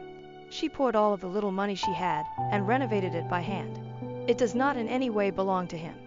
The police showed up at my mom's in my apartment late at night. They didn't know the address of where he might have gone and were also worried he might come and harm me since he had the keys to our apartment as well. I was watching a movie with a friend of mine. I posted on Reddit a few hours later. The news articles started coming out the next day, connecting my stepfather to a celebrity. I posted because I needed help. This celebrity and my stepfather are by no means friends. They are acquaintances and there is no reason for him to be brought into any of this. That was Wednesday night, Thursday morning. On Friday I was at the Landeskriminalamt, criminal police, and gave a 3-hour statement about them and their relationship. This next part is about my feelings and mainly about my mom. Feel free to skip it. Since then my whole world has been turned upside down. My mother, the person I honestly loved most in the whole world, was just torn from me. It feels like I have this big bleeding hole inside of me. I'm not crying all the time, sometimes I feel okay, but more like empty. My mother has been with me my whole life. The whole 21 years, and I'm not just saying this because she is dead. She is honestly the best mother you could wish for. She is goofy and caring. Her laugh is infectious. She has such integrity. She is the most animated person. When she tells a story, she will get up from the table and gesture all around. Her eyes are so shining. I think I might show some pictures of her, because I want people to recognize her beauty. I want the whole world to know she is gone. Because this is an honest and devastating loss to the world, believe me. She is so talented. She got her bachelor in art history in America. She has worked odd jobs all her life. She's always been a hippie. When I was little, she started working at this English language summer camp in Thüringen in Germany, and she used to take me there for many weeks with her. On a hill, on a farm in the middle of a giant forest. She's a magician in the kitchen. She can open the fridge door and magically make something out of leftover ingredients that nobody would ever think tastes good. Noodles and carrots, anyone? She likes to make everything herself. She would let milk go bad and make her own ricotta. I have 1,000 jars of her homemade chutneys and jams. She baked her own bread years before the pandemic. She made her own vinegar, her own syrups and alcohol, and her hot sauces are legendary. I used to come home and open the fridge door and I'd ask her which of the many bowls she had covered with little plates were edible and which weren't ready yet. Since she's dead, I have found so many started experiments of things I don't even know what they are. I wish I could ask her. There are so many things I wish I had the time to ask her. Writing this is making me cry again. At the beginning of the pandemic, March I believe, I moved back in with her and she ordered 14 different bottles of white wine on Lidl. And every night we'd drink one together while we cooked, and I'd write notes on the color and the taste, and we'd give it a 110 on the Lidl scale. She's one of the funniest people I know, and she is so forgiving. Even when I was younger, we would get into huge blow-up fights sometimes and we'd scream. But 5 minutes afterwards, she'd come into my room and she'd apologize and tell me she loved me more than anything in the world. We told each other we loved one another all the time, sometimes just randomly, and hugged each other. I'm so grateful for this. I would say we had a rare mother-daughter bond. I love her with all my heart. She has always been my idol, my role model. If I'm even half the person she is, as generous, hilarious, creative, emotional, forgiving, and understanding, I will be lucky. I see her face in front of me all the time. I can hear her laugh. Fuck, I'd really give anything for her to be with me right now. Anything. It really tears me apart. If it weren't for her, I would have probably been dead 2 years ago. She pulled me out of my dark holes. She loved me unconditionally. She isn't just my mother. She is my best friend. And I will never ever forgive him for taking her from me. Especially since more and more facts are coming out. End of emotional bit. It's important to preface that I knew their relationship, or to be more exact, I was the closest to both of them together. And it's important to understand that he wasn't some creepy, abusive, scary bad guy. I loved him. He was like a best friend to me. When he came into my mother's and my life, I took him in with open arms. I've confided in him. I've told him secrets. We've had running jokes. We made bets with each other that I usually won, and he had to pay up. He was my family. This makes me feel just as conned. I feel cheated. I feel like I've been blind. I've had bad fights with him as well, and I knew about their fights, but I didn't see this coming. Not even a little bit. I would never put my mother in harm's way. I guess this is why she must have kept things hidden from me. The murder happened in his apartment. They had separate apartments. And afterwards he drove his car up to my mother's country house that they both spent every weekend at. Hunting mushrooms, planning and building things, going swimming in the lake that's right in front of the door. This was their refuge, and I'm assuming this is the reason he went there. Since the day this has happened, I've always assumed he blew up about something, lost control, and he killed my mother while he wasn't clear-headed. This is what made sense to me. That he killed himself because he killed my mother. Because he didn't know how to continue. But the more time goes by and the more facts we uncover, we being my mother's friends and I, not the police, the more it seems it was the opposite. That he killed my mother because he wanted to kill himself. And that he was covering something up. Since the night the police showed up, they've been asking me if I could know where their laptops are. They both had a laptop, and both are missing. They found the empty cases, but they're gone. This sparked suspicion in us. His phone is gone as well, my mother's is not. The police gave it to me. Then there are the other facts. Trigger warning. Despite what it said in the media, she didn't have multiple stab wounds in her chest. There was only one very precise and very small wound that caused her death. He only let someone know what he did after he was up at the house. When he arrived at the cabin, he apparently parked normally, even greeted one of the neighbors. The pieces are falling into place. That this was cold-blooded. I don't really know why I'm writing all this down in a Word document and why I'm going to post it on Reddit, but I need to share. I feel so much hatred and so much anger. I feel it boiling underneath my skin and it keeps threatening to come out. I've smashed so much stuff. I've gotten so angry. Sometimes I snap and I scream at people, and other times I just cry and beat my pillows. And sometimes I'm very calm. I can still feel joy. And my mother has this amazing circle of friends that I've known my whole life and who are supporting me. I saw her body in the coffin, and I will never be able to get that image out of my head. She was so tiny, it breaks my heart. I've also slept 2 nights at the cabin, and in the dark every shadow looked like my stepfather. I've become scared and started locking my doors at night. Murder used to seem something so far off, something that happened to other people, in a different world, separate from mine. But now it's not, and I won't let him spoil her place, her house. I won't let him take that away from her and from me. I refuse. I just miss her. I miss everything about her. It hasn't been that long yet, and all I want is for her to hug me and say my name and say she loves me and that she thinks I'm an amazing young woman. I want her to cuddle with me in bed, which she did for so many years until I felt myself too old. I want to sit at the kitchen table in the morning with her and have her ask me what I dreamt about last night, and have both of us talk about our dreams. For her to talk with me about my story ideas and my poetry, and to talk with her about the book that she was writing and will never finish. It just hurts so much. I don't know how to ever get past this. She has always been the most amazing person I know, and I can't get over this. I don't know how to get over this. I feel lost. I feel like I have to grow up very fast now and carry her with me. There's so much more to tell. So much. But I should probably stop somewhere. I would appreciate all advice. Thank you for reading. Relevant comments. Commenter. It's 23:40 and now I just want to call my mom. I'll do that in the morning when I wake up. She's my only family since we cut ties with pretty much everyone else. Be brave and take your time to recover. I hope everything will be fine for you after some time and that you'll get even stronger after this terrible event. OP answer. Hi, you're in the same time zone as me. Please do this and tell her you love her. From me. Because I wish I could tell my mom lots of love. Commenter. Hello again. I commented on the original post because I went through something so similar. I want to thank you for the update. It couldn't have been easy to write. But more than that, I'm glad to see you on Reddit just to know you're still around. The part of this post that most struck me was you spending time in the cabin. I remember the days in my father's house after his murders and suicide so vividly, and looking back on it, I wish I hadn't gone there at all. Which leads me to this. You don't have to do things the hard way.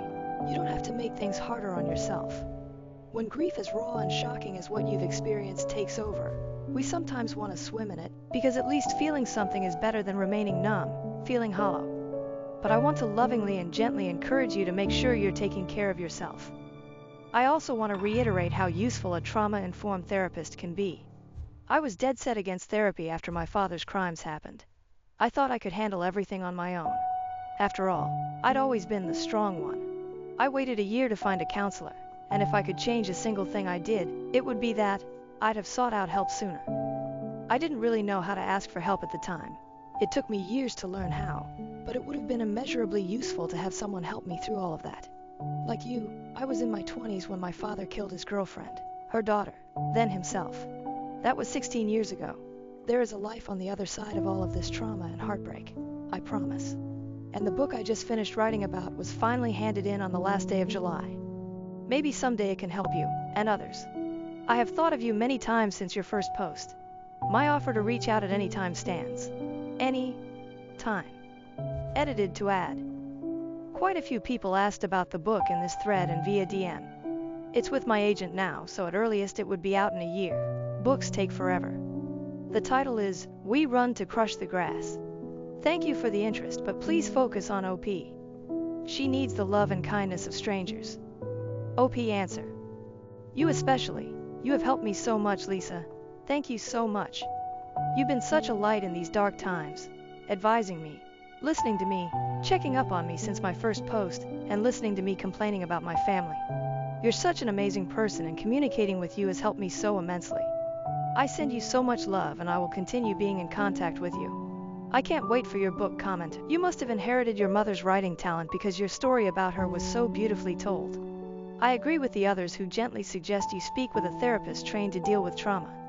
They can help you with your anger and other feelings and thoughts as they arise, so you can be guided to a proper healing. My heart goes out to you, and, if you will, I'll pray for 1,000 healing angels to surround you. OP answer. The night the police showed up at my door, at about 4 a.m. it started raining even though it wasn't supposed to. I went outside on the street and I started praying to every god there was, even though I'm not religious. But in these moments it really doesn't matter. You just want something higher to help you. Thank you so much. Upi added in this thread. Hey everyone. Imagine my surprise scrolling through Reddit on my living room couch this fine afternoon, when I see a little picture of my mom and me in my feed. Was not expecting that at all, and then to look further down and see all of these wonderful and heartfelt comments underneath. I couldn't believe it, and I actually started crying again. This is the reason I reached out back then, into the void, as I called it, at my darkest time, and Reddit reached back and gave me something to hold on to. When you lose your faith in humanity in that way, I needed the love that came from so many strangers all over, and the support. Yesterday was actually my birthday. I just turned 25, so it has been a bit over 3 years, and I can't believe that 3 years have passed. I can't stand to believe that much time has passed without her. Thinking about it makes it hurt more. I miss her so much. Thank you to everyone for worrying about me and wishing me well. I'll give a quick update, and one of these days maybe sit down and write something more out. I've been in therapy for almost 2 years now, and I have a wonderful therapist that helps me greatly. It took me a while to find her, and there was a lot of trial and error with former therapists, but she's amazing and I'm so happy I have her. She actually says that I have improved greatly. In a number of things, I'm a mess. Though my mother's murder is something that I've buried very deep down below in the darkness of my psyche, and we haven't quite reached it yet. Fiancé banned me from my dad's wedding because of my facial scars. Now she's harassing us and got arrested after we called the cops. I am 16 years old, female, and I'm attending high school. I've had a horrible run recently with my soon-to-be stepmother. My biological mother died when I was 6 years old. Even though I was very little and my recollections of her are foggy, I recall that my father and I adored her more than anything in the world. She was pretty much my best friend when I was a kid, and I'm grateful that I got to be her daughter for the brief time she was with us. My father was terribly melancholy when my mother died. Even though he tried to disguise it from me, I could tell he was in pain. So I tried my best to cheer him up and be a good daughter. My mother's death drew us closer together, and my father assumed the role of best friend and confidant that my mother had previously occupied. He took on the duties of mother and father with ease, and I am grateful to have had him as a parent. He has never let me down. He was always there for me as I grew up, and even when he was busy at work, I never felt like I couldn't ask him for guidance or simply talk. He always made it clear to me that he was accessible for me, no matter how busy he appeared to be, and this stuck with me. My father began dating Emily 3 years ago, and I was overjoyed for him. I thought he deserved all the happiness in the world, and I was relieved he was finally getting on with his life. I wasn't insecure, as some kids would have been in my situation. I truly supported his relationship with Emily because I wanted him to be able to enjoy his life to the best. He had done an excellent job being there for me after my mother died, and now I wanted him to be there for himself. Most of my family was surprised to learn that, at the age of 13, I had such adult thoughts, and they liked it. But for some reason, Emily seemed to be the only person who disliked me. Even though I had no issues with her, Emily's attitude toward me altered the first time we met. She had been nice to me while my father was in the room, but as soon as he left, I felt something change. I didn't realize it at the time, but looking back, I can see that her demeanor toward me turned uncaring when my father was not present. When he returned, she was friendly again. I thought that was strange, but at 13, I assumed I was just overthinking things. This pattern persisted for several years. I never spoke up because I didn't consider it a big problem. When my father was not present, all she did was act apathetic, which was not necessarily terrible but also not good. My father appeared happy, so I didn't say anything. After a year of dating my father, she moved in with us and things changed dramatically. She moved in with us after a year of dating my father, and it felt strange living with her. She worked from home, and as soon as I returned from school, things became unpleasant and tense. Despite the fact that we shared a home, it felt as if she was purposefully ignoring me, pretending I wasn't there. She limited her interactions with me to a minimum, but as soon as my father arrived from work, she transformed into a completely different person, behaving like my best friend. I thought it was unusual, but because it had no detrimental effect on my life, I just went along with it and never brought it up again. We had an unwritten agreement not to bring it up for the sake of my father's happiness. I quickly understood that she and I were not close and would never be, which I was perfectly happy with. That's how we spent the previous few years living together. And my father had no idea we didn't really have a relationship. He thought we were close because of how she described our connection while he was present. They got engaged a few months ago and planned to marry last week. However, the wedding did not take place, and I feel somewhat sorry about this. Emily approached me around 30 minutes before the wedding and informed me that she did not want me to attend. She claimed I appeared too distracting and would detract from the beauty of the event. Emily said that she had hired experienced photographers and didn't want me to damage the images, thinking I would understand. I was meant to be a bridesmaid, but she simply appointed me to please my father. I knew she didn't want me to be a member of the bridal party, but I consented since it would please my father. I also knew why she didn't want me to attend the ceremony. A dog had attacked my face a few months before. It was a tragic situation, but I was responsible for it. I have a habit of caressing dogs, so when I noticed a woman walking her German Shepherd, I crouched to pet him. I must have startled him, because he attacked me. My nose and cheeks received the brunt of it because they were at the same level as his mouth. I had to be hurried to the hospital, and while it was traumatic, I am well today. My face still has a few surgical scars, but they are mending. I'm not sure if they'll ever go away completely, but they're fading gradually. I had a difficult time accepting the notion that these scars would remain on my face for a long time. I was quite insecure, but my father convinced me that I looked great, and the scars were a sign of strength. His encouragement helped me accept my new appearance. Most people have been supportive and attempted to make me feel better, but Emily was not among them. While I knew she was superficial, I didn't anticipate her to intentionally make me feel horrible about myself. I was really hurt when she informed me that she did not want me at the ceremony. I questioned her right immediately if this was related to the scars on my face. She didn't even hesitate to tell me that she thought my face was distracting and hideous. She didn't want that in her wedding photos 10 years from now since it was unattractive and would mar the photos. As a result, she asked me to move out and requested I not tell my father about it since he would be angry at her, which was the last thing she needed on her wedding day. She explained that she was already anxious from organizing everything and ensuring that everything went smoothly and correctly. She honestly expected me to leave and not attend my own father's wedding because she thought I wasn't attractive enough. She was so entitled and inconsiderate that I resolved to finally tell my father everything that day. I didn't care if it was his wedding day. It was evident to me at that point that Emily was not the type of person who belonged with my father. However, I did not want to confront her directly, so I told her I understood and vowed to remain away from the ceremony. I also assured her that I would find an explanation to explain my absence to my father without getting her in trouble. She was naive enough to fall for it and even thanked me, saying I was doing her a tremendous service and that she hadn't expected me to be so understanding about everything. She claimed I was really mature for my age. I simply laughed it off and exited the room. We were all staying in a hotel because the wedding was taking place on the hotel grounds.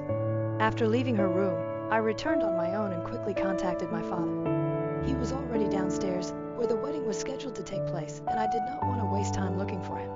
Even though the wedding was only half an hour away, I knew I was the only person whose call he would answer. As expected, he responded on the first ring. I instantly began my story, telling him everything without halting. I recounted how Emily had treated me over the last few years, how she pretended to be in a relationship with me solely to keep him happy, and how she clearly didn't care about me or being a member of a family. I told him that even if he went forward with the wedding, I needed to give him the truth before he made a decision. He did not say much during the call. All he said was that he was glad I told him the truth, even if it was only minutes before the wedding. He said he understood what he had to do and hung up, telling me to wait in my room until he told me to come out. For the following several hours, I had no idea what was going on. People were contacting me to ask what was going on and why the wedding was delayed, but they stopped after about an hour. Everything became silent. I tried calling my father, but it went to voicemail. I also called some of his pals, who indicated they had no idea what was going on either. Apparently, after my phone conversation, my father went up to Emily's room to speak with her and did not return. The only thing he told his buddies was that the wedding was no longer happening, and that was the message they spread to everyone, so people stopped inquiring about it. I was quite scared because I thought my father would be upset with me for ruining his wedding. I cried in my room for over 4 hours before he arrived to collect me. When I asked him what was going on, he said I didn't need to worry because we were going home. Naturally, I inquired about Emily, and he informed me that she would not be accompanying us and that their relationship had ended. He said it without emotion, so I'm not sure if he was upset about it at the time. Even now I have no idea because he refuses to discuss it. I'm guessing he's upset, but he's not ready to talk about it with me.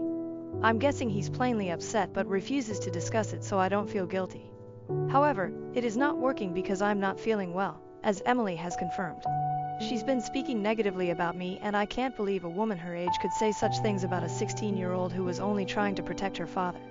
Emily has made multiple Facebook postings, but she does not mention me by name, so I can't really point them out and claim they're about me. But I know they are, since she paints me as a crafty and evil person. It's incredibly upsetting because I don't believe I'm like that at all. She claims that I purposefully chose the last few minutes before the wedding to speak with my father in order to embarrass and disrespect her in front of the guests, alleging that this was always my intention. This could not be further from the truth. The only reason I spoke with my father was because she stated that she did not want me at the wedding because of my scars. She's also claimed that I was the one who faked our relationship and never made an honest effort to connect with her on a human level. There may be some truth to that. When I saw she wasn't the same person around my father as she was with me, I gave up trying to understand or get along with her. I simply ignored her in return. But I assumed that was because she showed no desire in developing a connection with me. I can tell she's unhappy, and I feel responsible for ruining the entire wedding. Even though I know I have no reason to feel bad, I am unsure about what I did. A part of me believes I owe both Emily and my father an apology. Maybe I should have spoken up sooner. Keeping everything to myself until the wedding made everything worse, but I'm also worried I'm behaving out of emotion. I wanted to be sure I wasn't in the wrong before doing anything. Am I the asshole, AITA, for informing my father about my stepmother's behavior half an hour before the wedding, leading it to be cancelled because she made a comment about my scars and stated that she did not want me at the ceremony for the purpose of flawless pictures? Update 1. Thank you so much for your comments on my initial post. I appreciate what everyone has said. You are also kind. I have determined that I will not apologize. After what has transpired, I genuinely do not believe I should, and I certainly do not owe anything to Emily. Everything she accuses me of is precisely who she is in reality. My father has blocked her everywhere, so she can no longer reach him. However, she can still text me, which she did. She contacted me a few days ago and went off on me about what had happened prior to the wedding. It has been over 15 days since the wedding, and this occurred around 4 days ago. It began with a routine text in which she requested if we could speak. I figured, why not, while I was still feeling responsible and bad for spoiling the wedding. That proved to be a terrible error. As soon as I informed her she could call, she called me, and when I answered, she and several of her friends began yelling at me, calling me the most awful insults they could think of. This lasted for almost a minute and a half. I was so shocked that I couldn't grasp what was going on. This was a woman in her 30s, and I understand why she didn't like me. But this was literal bullying, and I wasn't expecting it after all her posts. I suppose I should have known better and avoided interacting with her at all, but my guilt clouded my judgment. Anyway, once I came to my senses, I hung up the phone and went straight to my father. I informed him about the Facebook posts and phone call. I also apologized for keeping it from him, explaining that I didn't want to make him any more angry than he was already. Attempting to keep things from getting worse simply made matters worse. We had a serious discussion about my behavior, and he informed me that I could come to him with whatever difficulty I was having, whenever I needed his assistance, because that's what he was here for. He emphasized that he is here to protect me and that he, not I, is the parent. Therefore, I do not need to worry about protecting him from anything. He also informed me that I am the most important person in his life, and nothing will ever change that. so I didn't have to worry about trivial matters like him being unhappy about something so significant. He stated he was glad I came clean just in time so he didn't marry Emily, because things may have turned out a lot worse. That encounter taught me that I should quit second-guessing myself and, at the very least, be honest with my father. If anything, he is the one guy who can always get me out of trouble, and I need to be honest with him for both of our sakes. Following our chat, he decided to phone Emily and express his displeasure with how she had handled me. He wasn't aware of the post because he and his buddies had blocked her, so they had no idea what she was up to. I was the only one who remained on her friend list, most likely because she wanted me to hear all she was saying, knowing how it would affect me. I had blindly fallen for it all, without considering the repercussions. I was disappointed in myself for being so naive, but my father saw it positively. He assured me I wasn't an idiot, but 16, and that's what I'm going to use to justify all of my poor actions around this time. Heh. Anyway, he called Emily, and this time, it was my father who put her on blast. He texted her to see if she was available to chat, and when she answered yes, he called her and confronted her for bullying me with her friends. He warned her that if she harassed me again, she would suffer severe penalties and threatened to report her to the cops. Then he hung up without giving her an opportunity to explain, because she couldn't truly defend her conduct. Update 2. This post comes barely a day after my last one since Emily came to our house this morning to speak with my father, and it did not go well. I'm not sure why, but she still believes she can repair her relationship with my father and reconcile with him, despite what she did to me. Obviously, my father did not open the door when she arrived. He advised her to leave because he had nothing to say and did not want to hear from her. But she refused to leave until she had a chance to speak with him. When I told her she wasn't welcome anymore, she yelled at me, telling me I had nothing to do with anything and should stay out of it. She claimed I was pushing my nose where it did not belong. This time I was not going to back down. This was my house, and she was in my territory now. I yelled back, warning her that if she tried to ruin our weekend, we'd call the cops and have her taken off the property. Unfortunately for her, she did not take me seriously and continued to argue with me, as if this would get her anywhere with my father. She's so unreasonable that she came to reconcile with my father but ended up creating a fight with me, something she knew my father would not enjoy. It was evident that defeating me was more important to her than reuniting with my father, which was heartbreaking. My father actually cared for her, and here she was making a spectacle of herself by arguing with his teenage daughter for no apparent reason other than her irrational hatred of me. After battling with her for a long time, I knew I couldn't continue. She was too illogical and unreasonable to talk to, and it was so frustrating that I couldn't even argue with her properly. She kept blaming me for everything, despite the fact that she was the one who canceled the wedding. I was growing annoyed and didn't want to quarrel anymore, so my father and I simply stopped replying to her. We called the police to have her taken away since we didn't want to waste any more of our mourning on her. She continued screaming after that, but it made no difference to us because we had finished talking to her. When the cops eventually arrived, they arrested her and took her away. I don't think it'll be more than a slap on the wrist for her, but at least she learned her lesson, which I hope will stick. She was truly startled that we had contacted the police, since she had not expected it. It was clear on her face when we walked out of the house as she was being arrested.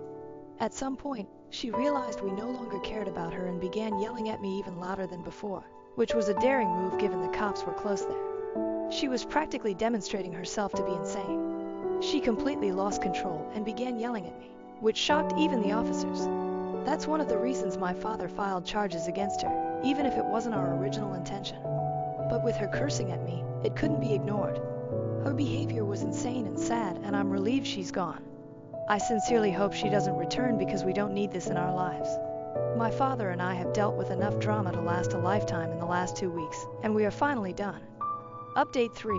Hey everyone, it's been about 3 months since the wedding was canceled. My father and I agreed to take a trip to clear our minds. I'm on summer break right now, and we went hiking, something my mother used to enjoy. I enjoy being in nature as well, so this is ideal for both of us. We've had a terrific time, and I'm grateful that my father and I are actively working to improve our connection. This ensures that past misconceptions do not occur again. At the end of the day, we are all we have, and he is the only family I can rely on. I need to be honest with him and tell him vital things instead of worrying that something will upset him or trying to protect him from things he doesn't need to be protected from. We haven't heard from Emily in a long time, and I truly hope that continues. I know hate is a strong term, but I don't think it describes how I feel about her. According to what I know, after being jailed, she was released but continued to speak negatively about me and my father. I honestly don't care anymore because that's the type of person she is, and we're relieved to be rid of her. It does not matter. I really hate my stepmother, and I don't know how to tell my dad about it without causing a big issue. I'm feeling very stuck right now. Hey, this might be a long one. I'm sorry. It is too long. I didn't read at the bottom. I really don't know what to do about my situation, and I don't have anyone close to give me advice, so I thought here I can maybe get some advice. I have an amazing dad who raised me since my mom passed away when I was 5 years old. He is my friend, my supporter, and someone who I want to be like when I grow up. When my dad first introduced my stepmom to me, I was 10 years old, and she was very nice to me, and he looked so happy that we met and hoped we could get along. They got married when I was 13, and I was so happy that my dad and I had a new member in our family. I thought me and stepmother were getting along until I think a few months after their honeymoon she told me one morning that we just need to pretend to like each around my dad, but when he is not here that I shouldn't bother her. Honestly, this shattered me, but I agreed because I didn't know what else to do. After that day, whenever it was just me and stepmother, she would say things to get to me, and I would just not say anything. I'm introverted and don't like confrontation, so I just took it and thought over time she would get over it, but it got worse. She would talk about my height and weight and say I was a funny-looking version of my dad. I hoped my dad would notice, but he didn't. He actually thinks me and stepmother are so close and she understands me. He looks so happy with her that maybe it's worth not saying anything and giving it time. This year my stepmother has started picking on me around my dad, and he has either joined in or ignored it. I have voiced that what she says makes me uncomfortable and hurts, but my dad says she is teasing and doesn't mean it to hurt me. Well, right now, I'm at my ends and I'm scared, I'm angry, frustrated at my stepmother and my dad. Dad was away for work and it was just me and stepmother at home. She had a party at home with a couple of her friends. I helped set the house up and cook dinner because Dad asked me to help out, which was fine. After they ate and just hung out, they were hanging out on the porch when I heard stepmother and her friends talking very loudly outside my window while I was in my room. Stepmother friends talked about how lucky stepmother was to have a nice husband and a house. When they mentioned how nice it was that I cooked for them, stepmother told them that I was annoying and weird and she hated me and living with me and couldn't wait till I was 18 to kick me out. I was shocked that she hated me that much, but I didn't know why. TBH. I thought we were tolerating each other, but to hate me I must have done something, but I can't think of what I did. I've been kinda down since that day, which was 2 weeks ago, and I thought I was past the initial feelings, but at rugby training today I bursted into tears and my coach sent me home, so I drove to a beach and cried. I feel so much I honestly can't describe my emotions. I eventually fell asleep in my car. Now I'm here hoping I can get advice on how to talk to my dad about it, because I'm scared about how he will react. I don't want my dad to be sad because he does so much for me, but I'm not strong like him. I'm really struggling. My question is, how can I approach this conversation with my dad about my stepmother hating me? Or should I tell him at all? Too long. Didn't read. I heard my stepmother tell her friends she hates me, and I want to tell my dad about it but don't know how. Edit. Someone questioned my dad's age, and I'm sorry. But it was supposed to be 42, but I can't change it. Sorry. Thank you everyone that provided advice and kind words. It means a lot to me. I have read every comment and have an idea on how to approach this situation. I'm honestly terrified of the outcome being negative, but the encouragement and support are making this a bit easier to deal with. I'm going to talk to my dad on Sunday and show him this post. I hope it goes well, and I hope all of you stay safe and take care. Edit 2. I'm not sure what I am able to do what I planned, cause Amy just took my car keys away and she wants my phone, but I won't give it to her, so she is waiting for my dad to take it off me because apparently I'm doing drugs, but I told her I'm not. I've been at the beach. I'm not sure, but I just wanted to stop cause I can't handle it. I'm sorry. Update 1. Okay, so my post was locked, but hopefully it's okay now. I've posted the link and tried my best with spacing. I'm on mobile. If I can't post it, I give up. For all the support and advice received, I really appreciate and wholeheartedly so grateful for all who DM me to see how I was. Thank you. This will be long because a lot has happened, but many things are still not resolved. Trigger warning.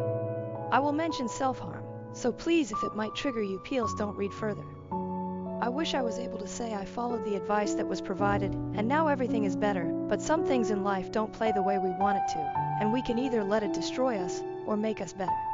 After writing my edit where my stepmother was taking my things away and assuming I was on drugs, I started recording on my phone, and she said a lot through the door. Many things about my mom and me, and just plain hateful words that I don't want to repeat on here.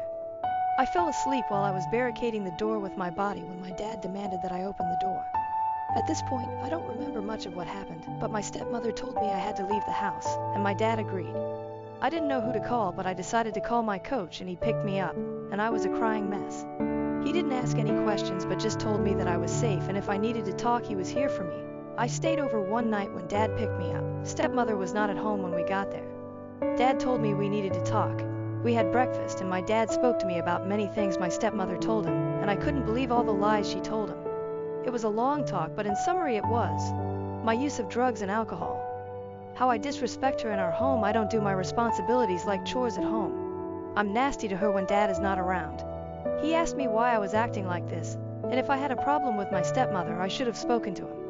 I let him talk, and when he was crying and asked if I had anything to say, I was so lost for words. I knew whatever I said my dad was on my stepmother's side. So I told him I wanted him to watch the recording of the incident that I can send through as an email attachment and the link to my Reddit post, and then we can talk more. I also said I didn't want to be here when he was reading and watching, so I'll go for a drive and he can text me when he's done and ready to talk. He was hesitant at first, but I told him it was important to me, so he agreed, and I left in my car to the beach and sent the email with the video attached and the link to my Reddit post. I don't know how long I waited, but many thoughts were going through my head. I was missing my mom so much, and what if my dad still sided with my stepmother? What can I do now?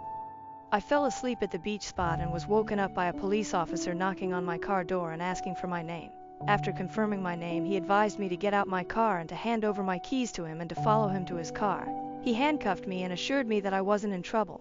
But this was a welfare check because someone made a call that I was possibly suicidal. I didn't talk after he told me that, and all I remember was just crying. He made me sit in the back of the police car until the ambulance came and they took me to the hospital. I was asked many questions and was evaluated and was told I was depressed and may have extreme anxiety. The physician did say I might have other things, but will require further testing and some sessions with a psychiatrist. My dad came and visited me while in hospital, and when I saw him he looked really tired. When he spoke it sounded like he was crying, and he told me he called the police on me because the video recording I did. He heard everything my stepmother said, but he also saw cuts on my thighs and was scared and thought the worst. Honestly, I never watched the video, so I didn't know my thighs were visible. After our cry, we spoke about a few things. I told my dad that I don't feel comfortable living with stepmother after everything she said and done to me over the years, and I'm not sure I can handle being around her because I don't trust her. We spoke about arrangements and knowing my dad still loves my stepmother and I didn't want him to choose between us.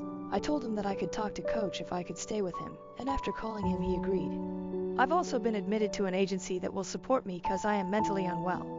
I have been to one session and waiting on another evaluation to be done on me and some testings with my general practitioner so they can diagnose me. I'm currently staying with my rugby coach, who has been an amazing pillar. He has set out some house rules, but I respect the fella and don't mind following them. My coach even set a date next week for me and Dad to catch up on. My coach is an awesome dude. I thought of him as just a coach who just wanted our rugby team to win, but when he allowed me to stay over, he showed so much care for me, and I saw a side to him and understand how much he cares for my team. He has a lovely wife, but I'm kinda anxious whenever it's just me and her at their house. That's it right now. My dad lives at home with my stepmother and is trying to sort that out. I have many appointments to get the help I need and a lot of schoolwork to catch up on and rugby training to attend. I've taken a leave of absence from my Macca's job.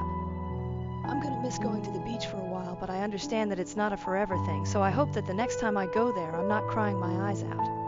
I'm kinda working on being okay if my dad and stepmother, after those of you who shared your similar experiences. Someday I'll be okay. Thank you to all who advised me and encouraged me. Those who reached out through direct message. Thank you for the kind words and reaching out. I'm not sure if I'll update again, but maybe I'll let you know if something happens in the future. Take care everyone. Also be kind to one another, and most of all be kind to yourself, 'cause you deserve it. Too long. Didn't read. I showed my dad my Reddit post and recording of my stepmother being verbally abusive, and now I'm staying at my coach's house trying to sort out my mental health update too. Hope everyone has been doing well. I wasn't going to update at all, but many who reached out shared their stories and kind words. It truly helped me. I wish I was able to reply, but so many things were happening and I'm sorry. This will be a long one, but it's because this will be the last time, I hope. In my last post, my coach sorted out time for me and my dad to catch up weekly. I've met up with my dad twice, and this is how it went.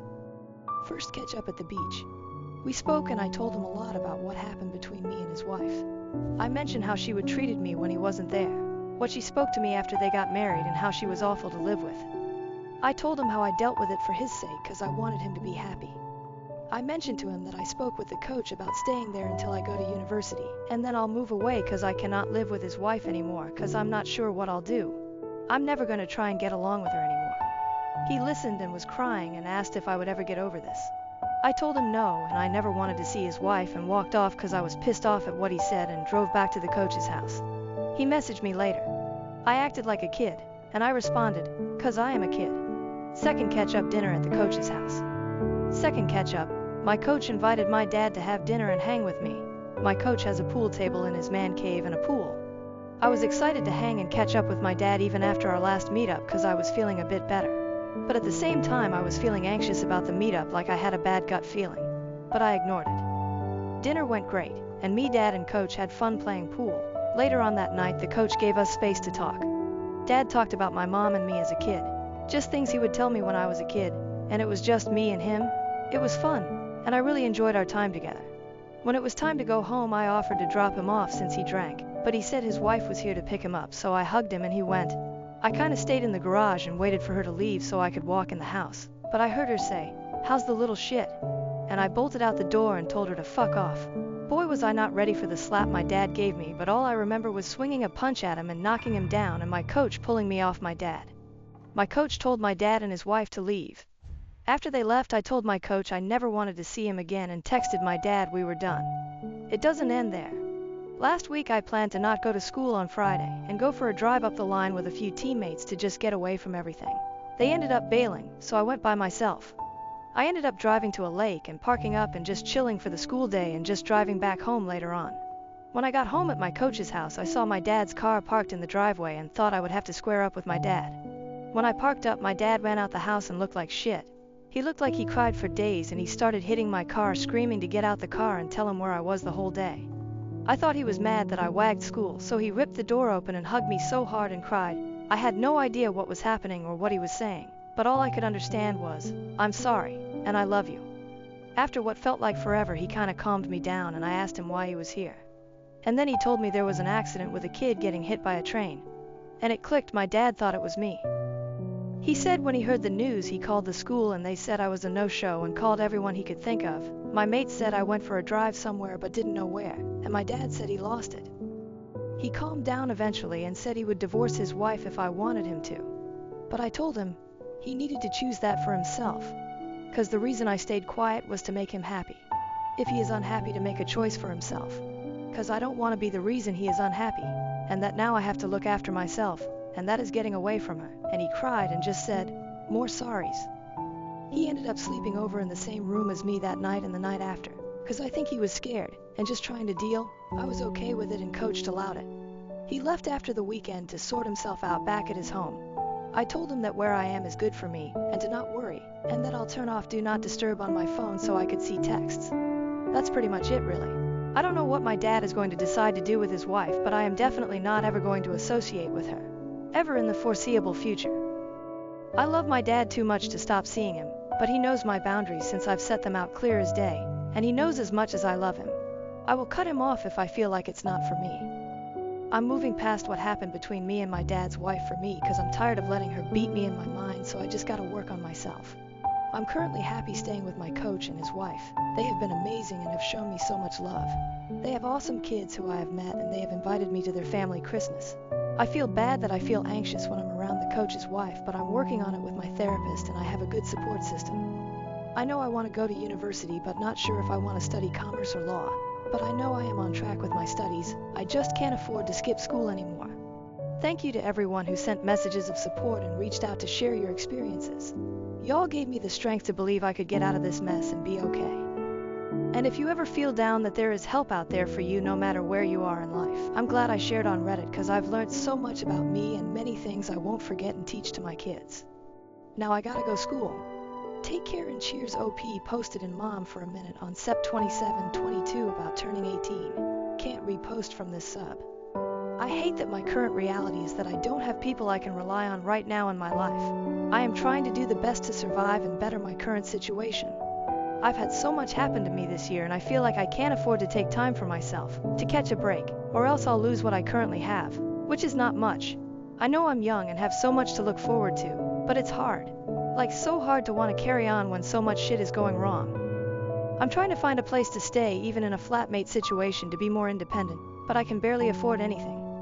My job offered me a better paying position at the expense of a full-time job, and even though I would love more money, that means I will have to give up my dream to go university. I know many people have had worse situations, and honestly, I don't know how they found the will and help they got. It really feels like the world just hates me, and I know I'm feeling sorry for myself, but I honestly giving up hope. What can I get the family I'm staying with for Christmas? I, 18 am, feel indifferent about catching up with my dad, 42 male. I, 18 male, have a strained relationship with my dad, 42 male. A lot has happened this year between us, and it really ruined our relationship.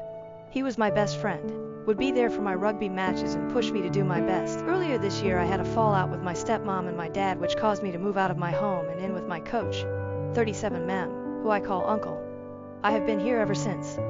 We did try to mend our relationship, but harsh words were exchanged and I stopped reaching out and focused on passing my exams. I have worked hard on myself by working at my job and helping out at the place I'm staying. I have made some sort of peace about my situation and focused on my future. Now my dad reached out last night to meet up with him to hang, and we planned it for next year on the 4th of Jan. I agreed, and that was that. My uncle talked to me about what me and my dad spoke about. He was kind of worried about my feelings about meeting my dad because of my feelings towards the day. I explained the best I could, is that I just feel indifferent about my dad right now. I am not excited or scared about this meeting, I just see it as a date I'll be seeing him and that's it. Whether we meet up or not, I'm not bothered by it at all. My uncle and his wife care a lot and have done so much for me, so I care about what they say.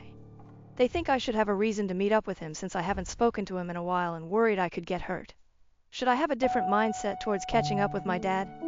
Too long, didn't read. Dad planned to catch up next year for me and him. We had a fallout, so my uncle thinks that I should be feeling something, but I feel indifferent.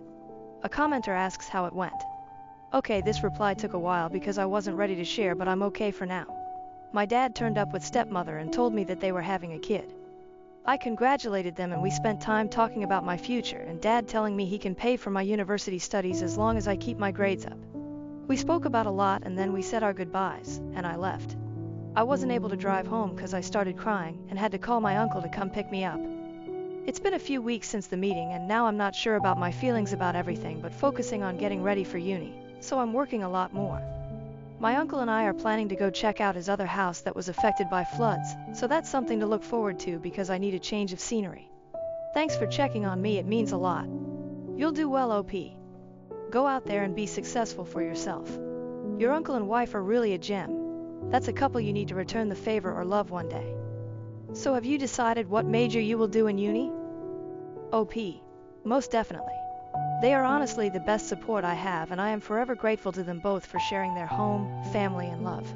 Sometimes I wonder why they do it, and they always remind me it's because they care and love me, which means a lot.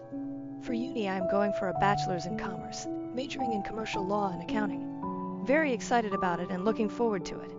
It will take some years, but that's okay for me right now. The father is not leaving the stepmom, and OP is working to move forward. I'm flaring this concluded. My parents tried to screw over my dying stepmother, blew up all of our lives instead. My 17 female stepmother Jane is a wonderful, wonderful woman. She and my father got married when I was 4, and she's been a rock in my life ever since. My mother was always my primary caregiver, but up until that point her relationship with my father was acrimonious and I basically never saw him. Jane was the reason they developed a stable co-parenting relationship. She encouraged everyone to have a good relationship with each other and was always there to support me and my mom when things got rough. Jane was always a really hard worker. When she met my dad, he was living out of a hotel and my mother was doing everything in her power to keep me away from him because she was petty and angry that their relationship didn't work out. Meanwhile, Jane had a great job, a nice house, helped my dad get back on his feet, negotiated a visitation schedule with my mom, who hated her for a long time, and made sure my dad sent us money every week because neither one of them could afford an attorney to negotiate child support payments. Jane had no reason to do any of these things, but as I got older she made it clear that she loved me as much as she loved my half-brothers who were born a few years later. I even have my own room in her house because at the time we lived with my grandparents. Various boyfriends of my mom and Jane felt that I needed a more stable environment than that. She's like the opposite of the evil stepmom. When I was 15, Jane won a big lawsuit against an airline company and got awarded upwards of $1 million. She used the money to build sizable trust funds for me and my brothers so that we would be taken care of later in life. Despite having a lot more money, she still wanted to live a fairly modest life, so she paid off the house she has and has been living there ever since with my dad. Sure, she bought a new car and they went on a few nice vacations, but she didn't blow all her money on stupid things, which I respected. About a year ago, things started getting really weird. Whenever I saw Jane, she seemed to look sicker and sicker, but no one would tell me or my brothers why, even though I knew they knew. All we knew is that she was at the hospital a lot. Around the same time, my mom has been coming around my dad a lot more and acting really strange. Basically like she was trying to romance him. Whenever Jane was in the hospital, my mother would insist on spending the night at their house and playing mom to my brothers, which was so weird to me because she never liked them or Jane. She'd be the perfect little housewife, and my mom is not like that at all. It was super fake. Worst of all, my dad started falling for it. I'm not stupid. I'm pretty sure they were sleeping together. I tried to shield my brothers from it, but they're not dumb either. I tried talking to my dad too, but he insisted it wasn't like that. Then a few weeks ago, my mom started talking about all the places she'd like to visit, how she wanted a new car and was looking to invest. Which is weird because my mom has been a bartender her whole life and has lived paycheck to paycheck since before I was born. She was acting like she was about to get a lot of money, which started to make me really suspicious. Between Jane being sick and my mom acting all nouveau riche, I had a lot of questions. Finally, I decided to visit Jane in the hospital and ask her about my trust fund. I found out that if anything happened to her, that my dad would inherit all the money, including full control of the trusts for me and my brothers. She asked me why I was so interested in the trust fund, so I told her what's going on with my parents, and how my mom has been acting with my dad. I didn't want to, but after everything she did for me, she deserved the truth. It really hurt me to break her heart like that, especially once I found out that she was basically in hospice at this point, because of irreversible kidney failure. She's only got a few more months. We both cried so much. Then, 2 days ago, everything came to a head. My mom stormed in furious and started arguing with my dad. Apparently Jane met with her lawyer and changed the trust so that my dad would get nothing and all of the trusts would be controlled by my step-aunt. She demanded to know how Jane found out about their relationship, and I came out and told them that I told Jane everything. I told them that if they wanted to play stupid games, they would win stupid prizes, and that I wasn't going to let them screw Jane over after all the help she gave my family when she didn't have to. My mom slapped me, and my dad just looked so defeated. Then my mom told my dad that she didn't really love him, that she was just pretending to so he would marry her and she could get all of the money. The worst part about it is that my brothers witnessed the whole thing, and now on top of their mom dying, they have to deal with a cheating dad and his vindictive ex. Our whole family is in ruins, and I feel like it's my fault even though I know it's not. Yesterday I visited Jane again and told her about the fallout. She apologized and said that she had to dissolve my trust fund to make sure my mother didn't get a hold of the money, but that as her oldest, I will inherit the house property after she's gone, and that's worth more than the other 2 trust funds combined.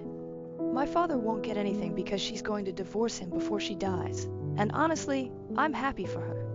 She made me promise to take care of my brothers and told me that once I turn 18 this summer I can kick my dad out of the house if I want to, and I fully plan to do that. BTW. I haven't talked to my dad since, and I can't even look at my mom. I can't believe they would conspire to do this to Jane after all this time. Just proof that they deserve each other, and I'm embarrassed that they're my parents. Once I turn 18, I'm going to cut my dad out as much as I can and cut my mom out completely. I hope she rots. Meanwhile, I'm going to try and be at the hospital as much as I can until Jane passes away. Anyways, I just needed to vent. I'm really messed up about the whole thing, and I feel super betrayed, although I can't even begin to imagine how Jane feels. I'm gonna be so effed up when she dies.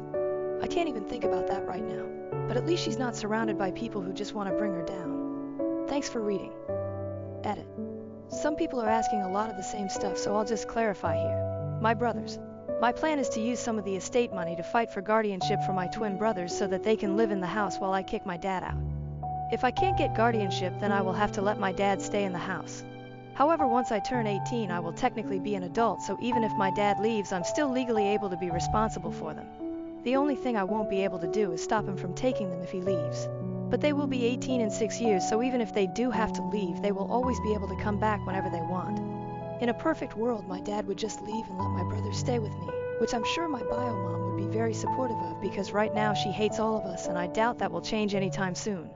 The trust, from what I understand, My brothers will inherit 1/3 each of the estate, and the remaining 1/3 will be used to keep the house running until they turn 18. After that, it will be up to me if I want to keep the house or sell it. At that point, my brothers will still have money left in the trust so they can branch out or do whatever they want. Otherwise, I will not sell the house and just pass it on to them or keep it and maintain it myself, and they can just stay with me as long as they need to. Edit to the edit. So I just spoke to Jane and she told me that the reason she dissolved the trust is because originally it was going to be split 3x between us kids, and my dad would inherit the house. She dissolved my third and switched it over to make it to take care of the house maintenance, and instead put the house in my name so my dad wouldn't get it. Plus, by doing that, at least financially, I would be getting a much bigger share. The house is worth about 1.5x the amount of my brother's trusts. I just wouldn't be able to do anything with it until my brothers are 18, which I'm totally cool with. Sorry if I don't have a better answer, but I'm just trying to translate what she told me. My parents. The big fight happened on Sunday and I haven't spoken to either of my parents since. I think they're both at my mom's place right now, but that's fine with us because we're all still mad at them so they can stay gone for all we care. I know technically that's not legal to just leave us alone, but I've been taking care of my brothers for over a year. I can handle a few days while he gets his shit together. Screw both of them. Hope that clears some stuff up. Too long, didn't read. My bio parents tried to screw my terminally ill stepmother out of trust fund money, but she caught on, and now no one on my side of the family gets anything. Additional information from OP on her parents, stepmom's health, trust funds. OP answer. Why isn't Jane on dialysis? I don't remember the exact details, but Jane has a genetic condition where she gets cysts on her kidney. She already had a transplant a few years ago, but now she developed problems with her arteries or something in her legs, so she doesn't qualify for dialysis. She could get another transplant, but she doesn't want to because the last time was so traumatic. Rejections, etc. So she decided to just let herself go onto maintenance medications to prolong her death until she gets her affairs in order. She has a few other health problems that make the typical treatments really dangerous, and according to her, she'd rather die surrounded by loved ones than on an operating table. Dissolving the trust fund. Jane told me she didn't technically have to do it, but she didn't trust my bio parents not to do something shady and get a hold of the money before I turn 18. Even if my aunt controlled the fund, my dad would still be able to collect if something happened to Jane before I turned 18. Her lawyer suggested it's better safe than sorry, and I agreed that it was the best option. I'm not an expert though, I don't know the details. How my mom knew. Like I said before, I'm pretty sure Jane told my dad, who then told my mom, and that's how the argument started. I can't think of any other way, and I didn't really care enough to ask. Jane's thoughts on my mom. She didn't know my mom was doing all of that. My mom has her own place and would only come over whenever Jane was in the hospital for a few days at a time. I've been living with my dad for a little over a year, so he probably told Jane that my mom was there to spend time with me, if he told her at all. Besides, she didn't move in until a few months ago, which I guess is when they started hatching their plan. Jane never outright banned my mom from visiting, so there really wasn't anything she could do. Hope that helps. Edit for the last part. The remainder of the money belonging to the estate that hasn't been put into trust for my brothers is going to be used to maintain the house, utilities, taxes, etc., until my brothers are 18, and then I can either choose to sell the house or keep it and maintain it myself if I'm able to. I plan to go to school in that time and get a better job with the goal of keeping the house, but if I can't, then I have the option to sell it. Not that I will, but that's how it was explained to me. OP on her stepmom and their relationship provides thoughts on her bio mom. OP answer. Honestly, it's because she's more of a real mom than my actual mom. My bio mom is kind of ambiguous about my existence, but Jane was always extra involved, sending me to sports teams and paying for dance classes and just showing interest in my hobbies as I got older. Plus, as the only girl, I think we bonded on a level she can't with my brothers, so she always made sure to let me know I was on equal terms with them. When I was younger, we would watch movies and have girl time where it was just us one-one, and those are some of my best memories with her. Jane is also really mature, and someone I want to be like when I get older. Whereas it feels like my mom is a teenager in an adult's body. She was constantly picking fights with my dad about dumb things, and Jane was always there to smooth things over and keep my best interest at heart over her own feelings. I know my mom made Jane's life really difficult for a long time, but Jane never complained or said anything to me about it, whereas my mom constantly complained about Jane. As I got older, I just always felt more at peace when I was around Jane than when I was around my mom. If you want your stepkids to love you, just be there for them and treat them like your own. Ignore whatever drama you have with your husband's ex and just love your kids. Trust me, if you really care about them, they will know. Relevant comments. Commenter: my only advice is make sure you work with a lawyer once she passes so you get your inheritance and your parents can't try to intervene, and then you keep your promise to use that money for you and your brother's welfare. OP answer: oh, absolutely. Jane already gave me the lawyer's info, and between him and my step-aunt, I'm sure I will be able to do what I need to do for them. I don't even care about the money. Most people don't have trust funds and turn out just fine. I'm actually more glad that she gave me the house, because you can be damn sure it's going to be a safe space for my brothers whether I end up getting custody of them or not. My brothers are basically Jane's legacy, so my goal is to give them the life and guidance that I got from her, and that they won't get because she'll be gone. OP on the relationship between her father and her stepmom before they got exposed. OP answer: honestly, it hurts a lot because before Jane got sick, they seemed to have the perfect relationship. Until my birth giver, I like that, came in and fucked everything up with her toxic personality. Honestly, in a perfect world, my mom will end up broke and alone and in a shitty nursing home with bed sores. And when she calls me and begs me for a relationship, because she needs the attention, it'll feel so good to hang up on her over and over again. OP on Jane, stepmom's health, and if Jane is mentally okay on the whole situation. OP answer: I think so.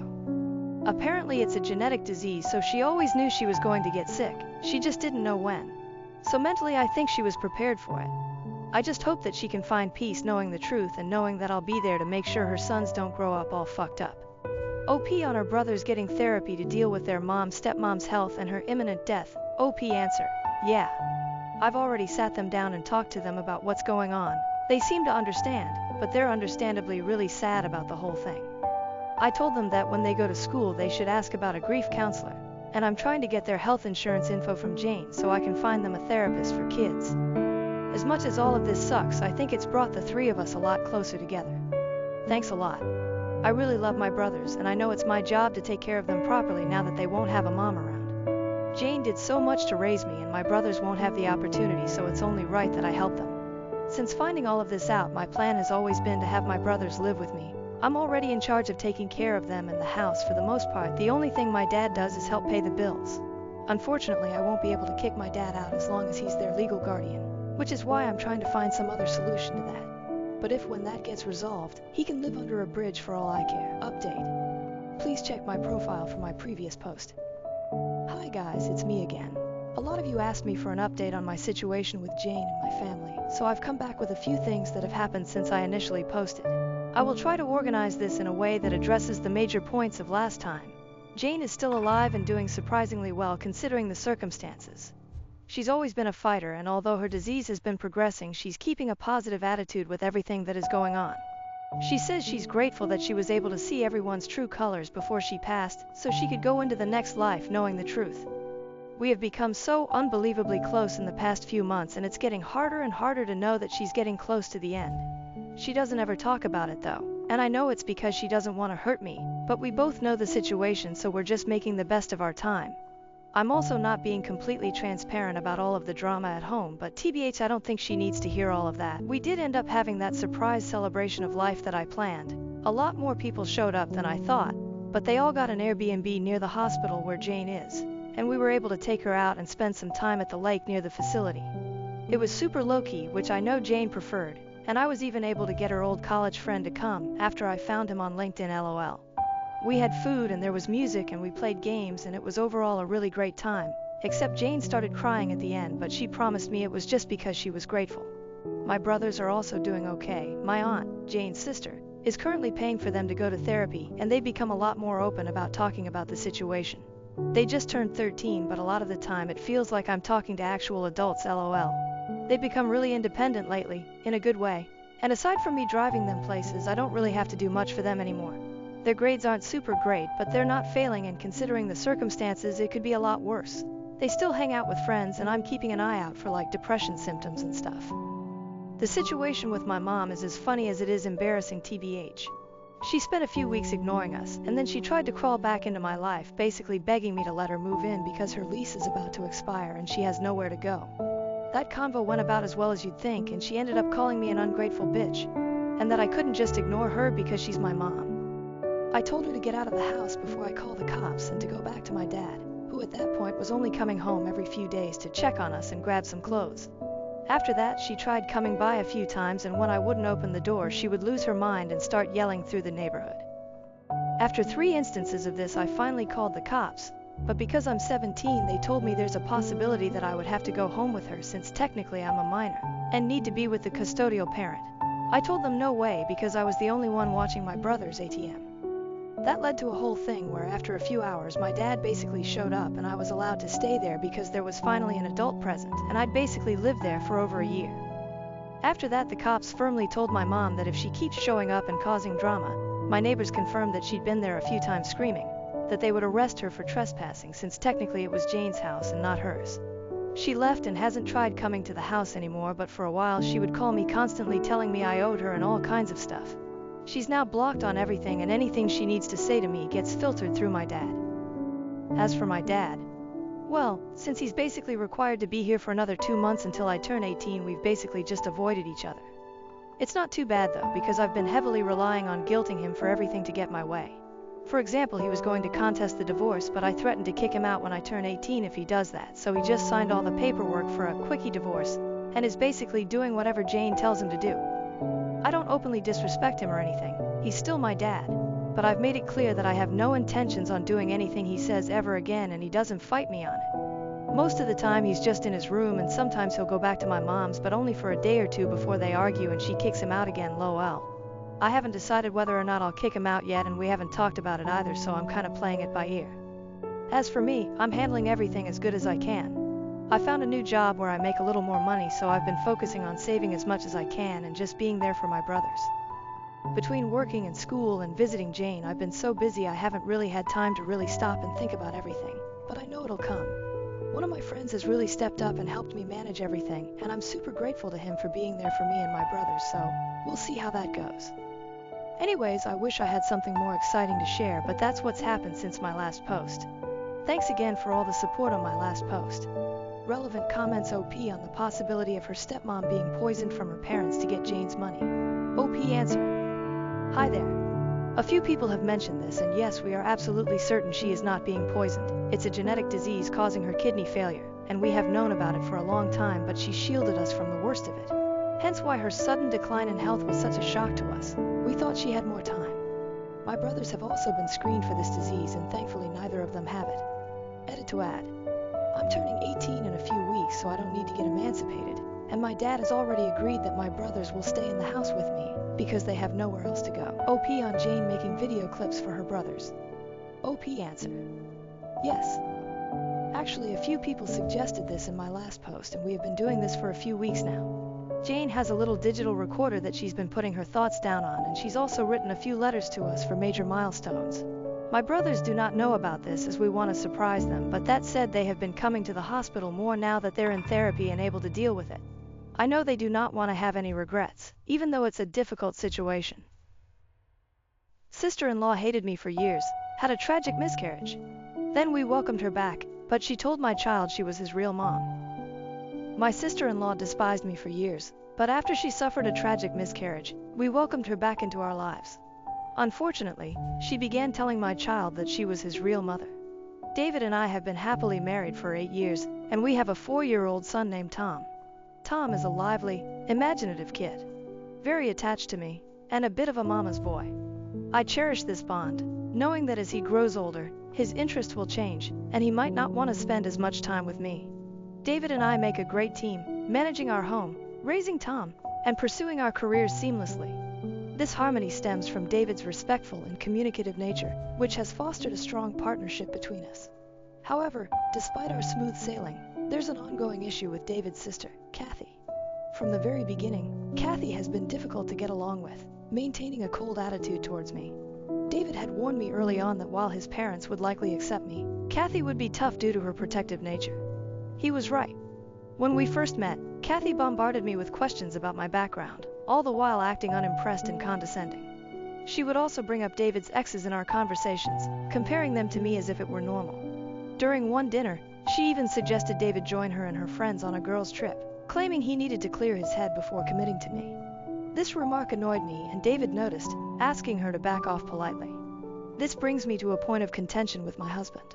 While he does defend me, his affection for Kathy sometimes prevents him from setting firm boundaries. This emboldens her to keep pushing, believing she has his best interests at heart simply because she's the older sister. From that first dinner date, I knew Kathy and I didn't like each other. It stung a bit, but I wasn't about to bend over backward to win her over if she had already made up her mind. Despite this, I always remained polite during our encounters, though she never made it easy. One incident that stands out is David's grandparents' anniversary party. The entire family was invited, and I attended as David's plus one since we'd been dating for a year by then. Throughout the party, I enjoyed chatting with his friendly and easygoing family. The one person who completely ignored me was Kathy. I noticed and tried to stay out of her way. When everyone gathered for a group photo, Kathy loudly pointed me out, demanding I step out of the picture. She suggested David might break up with me and didn't want one of her brother's bimbos in the family photo. I was mortified as everyone around us looked uncomfortable.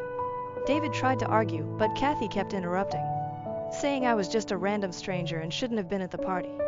Humiliated, I excused myself to find my car keys, determined not to spend another minute near her. David and his parents followed me, apologizing profusely. His mother tried to persuade me to return, but the moment was ruined. I heard his grandparents scolding Kathy, making me feel even guiltier for spoiling the day. I left immediately, considering breaking up with David, thinking I couldn't handle his sister's behavior.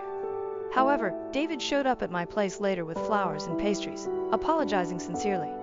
He told me everyone had reprimanded Kathy for her rudeness, and he had threatened to cut ties with her, which made her cry.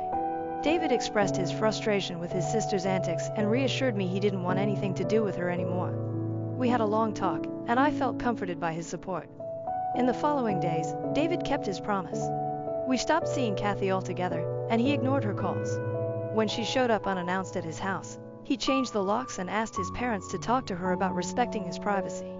With his parents' support, Kathy had no choice but to accept that her brother wanted nothing to do with her. We hoped this would make her reconsider her behavior, but it had the opposite effect. Kathy started calling and texting me, leaving threatening messages and blaming me for everything. The breaking point came when Kathy showed up at my workplace one afternoon, demanding to see me.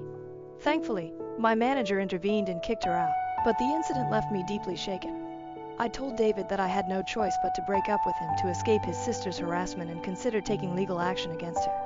David was devastated, pleading with me not to end our relationship and promising he would handle the situation. David then convinced his parents to arrange a meeting with Kathy at their home. During this confrontation, his parents, fully aware of what Kathy had been doing, made it clear they wanted nothing to do with her unless she changed her behavior. They all warned Kathy that her actions were borderline crazy, and if she continued, they would support my decision to take legal action. Miraculously, Kathy finally broke down and admitted she needed help. She confessed to feeling out of control and revealed she had lost her job and had been unemployed for months, worsening her mental state. David's parents took immediate action, admitting her to a psychiatric hospital where she could be monitored. David reiterated that he did not wish to maintain contact with her, which Kathy reluctantly accepted. She sent me an apology text that felt somewhat insincere, but I hoped for her sake that she would heal. When David and I finally married, we chose not to invite Kathy, even though she had been discharged and seemed to be doing better. I wanted nothing to do with her, and everyone respected my decision. Kathy did send flowers to congratulate us, which I appreciated. After we returned from our honeymoon, Kathy announced her engagement. It surprised everyone, as no one knew she had been dating. We were cautiously happy for her until we learned she was marrying a man she met in the psychiatric hospital. This man, James, was schizophrenic and an alcoholic with violent tendencies, according to his doctors. Understandably, David and Kathy's parents were concerned. Kathy planned her wedding for the following month and only invited David, excluding me. While I wasn't surprised and felt relieved not to have to make an excuse, David was offended by the exclusion and chose not to attend. Those who did attend the wedding later told us it was a disaster. Kathy and James were heavily intoxicated during the ceremony and couldn't even properly repeat the vows after the priest. During the reception, James continued drinking until he was blackout drunk, then started ripping open his shirt and pants while everyone watched in horror. Being schizophrenic, James didn't like the attention and suddenly attacked a server, accusing the innocent bystander of looking suspicious and hiding something. His family managed to calm him down and paid off the server to avoid pressing charges. This incident deeply scarred everyone, raising serious concerns about Kathy's safety. If James could attack a stranger, what was to stop him from attacking Kathy? David and his parents tried to talk to Kathy about her husband's disturbing behavior, but she was convinced she could change him. Despite their warnings, Kathy believed James would never harm her. Unfortunately, she was wrong. Over the years, James isolated her, cutting off contact with family and preventing her from seeking help. Though there were instances of police being called due to their violent arguments, Kathy refused to leave him, convinced he was the one for her. 4 years ago, I became pregnant with Tom, and we were all overjoyed. I wanted Kathy to be part of my baby shower, so we sent her an invitation. When we received no reply, David drove to her place to check on her. He discovered that James had cut her off from any communication with us and thrown away the invitation. David confronted James, but Kathy defended her husband, refusing to see his wrongdoing. Frustrated, David left, and we lost contact with her. Even after Tom was born, we did not reach out, and her parents eventually stopped trying to convince her, hoping she would be okay. The past few years with Tom have been peaceful and full of love. David and I have found a wonderful rhythm in our marriage, and Tom keeps us busy with his curiosity. David's parents visit every weekend to babysit while we have our date night, allowing us some time off and giving the grandparents quality time with Tom.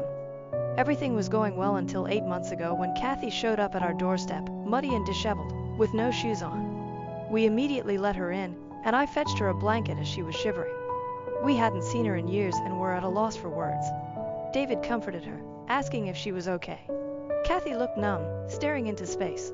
Eventually, she revealed that she had just miscarried. We listened in shock as she recounted how she had gotten pregnant a month ago, initially believing James would be happy. However, he grew increasingly paranoid, fearing the baby would take her away from him. They fought frequently, and he even threatened to poison her food to cause a miscarriage. That day, she woke up feeling uneasy, and at the doctor's, she found out she had lost the baby.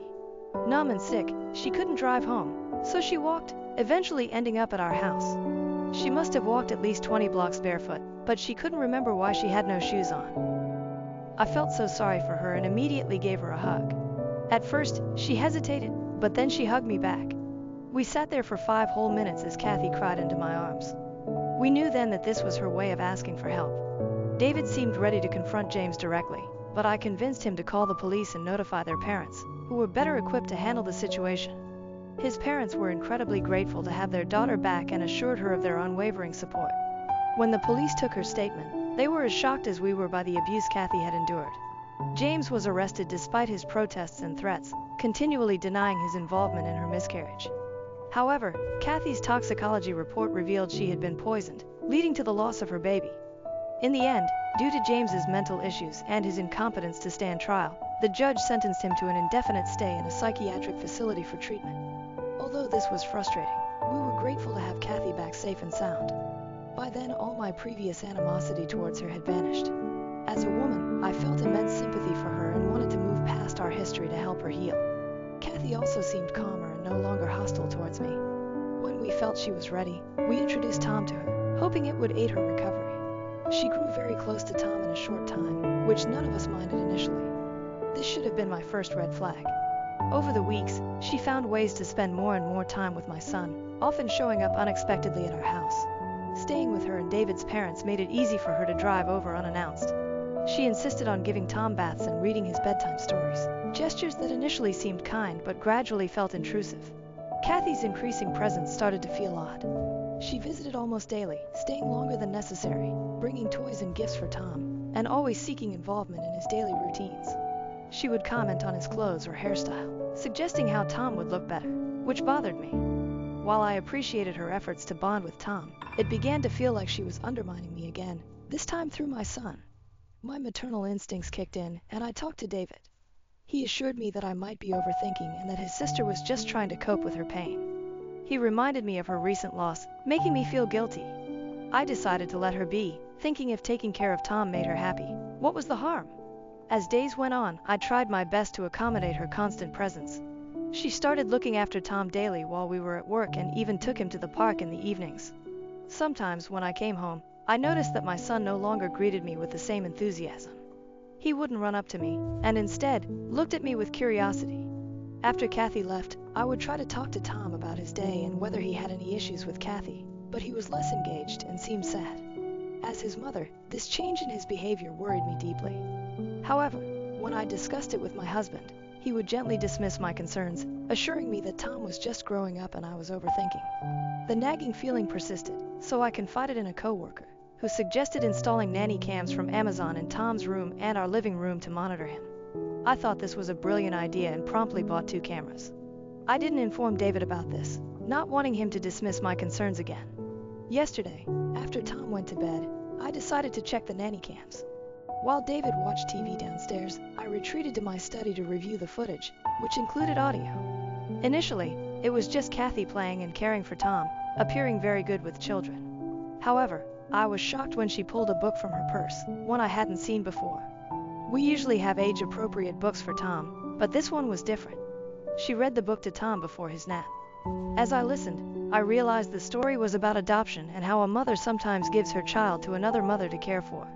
Kathy added her own commentary, telling Tom that this was why she had left him in my care years ago because she wasn't ready then. My eyes widened in horror as she continued, claiming that she would always be his real mother and no one could love him more than she did.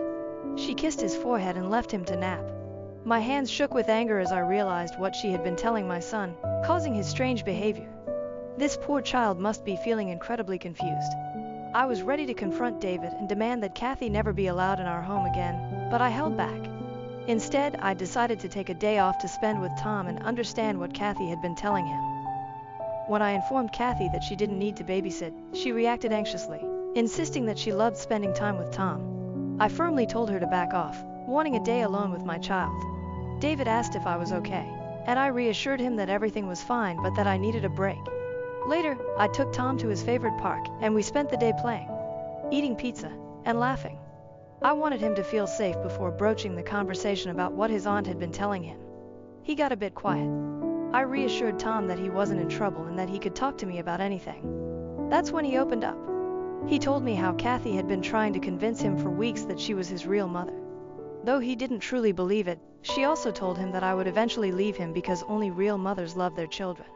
Her insistence made him scared to ask me about it, fearing I might actually kick him out. He said he loved me and didn't want to go live with Kathy. Hearing those words broke my heart. I stared at his tear-streaked face, seeing a small and vulnerable child instead of the joyful and playful boy I knew. I knelt down, gently took his hands, and assured him that everything would be okay. We would get through this together. I hugged him tightly, feeling the weight of his fears and pain.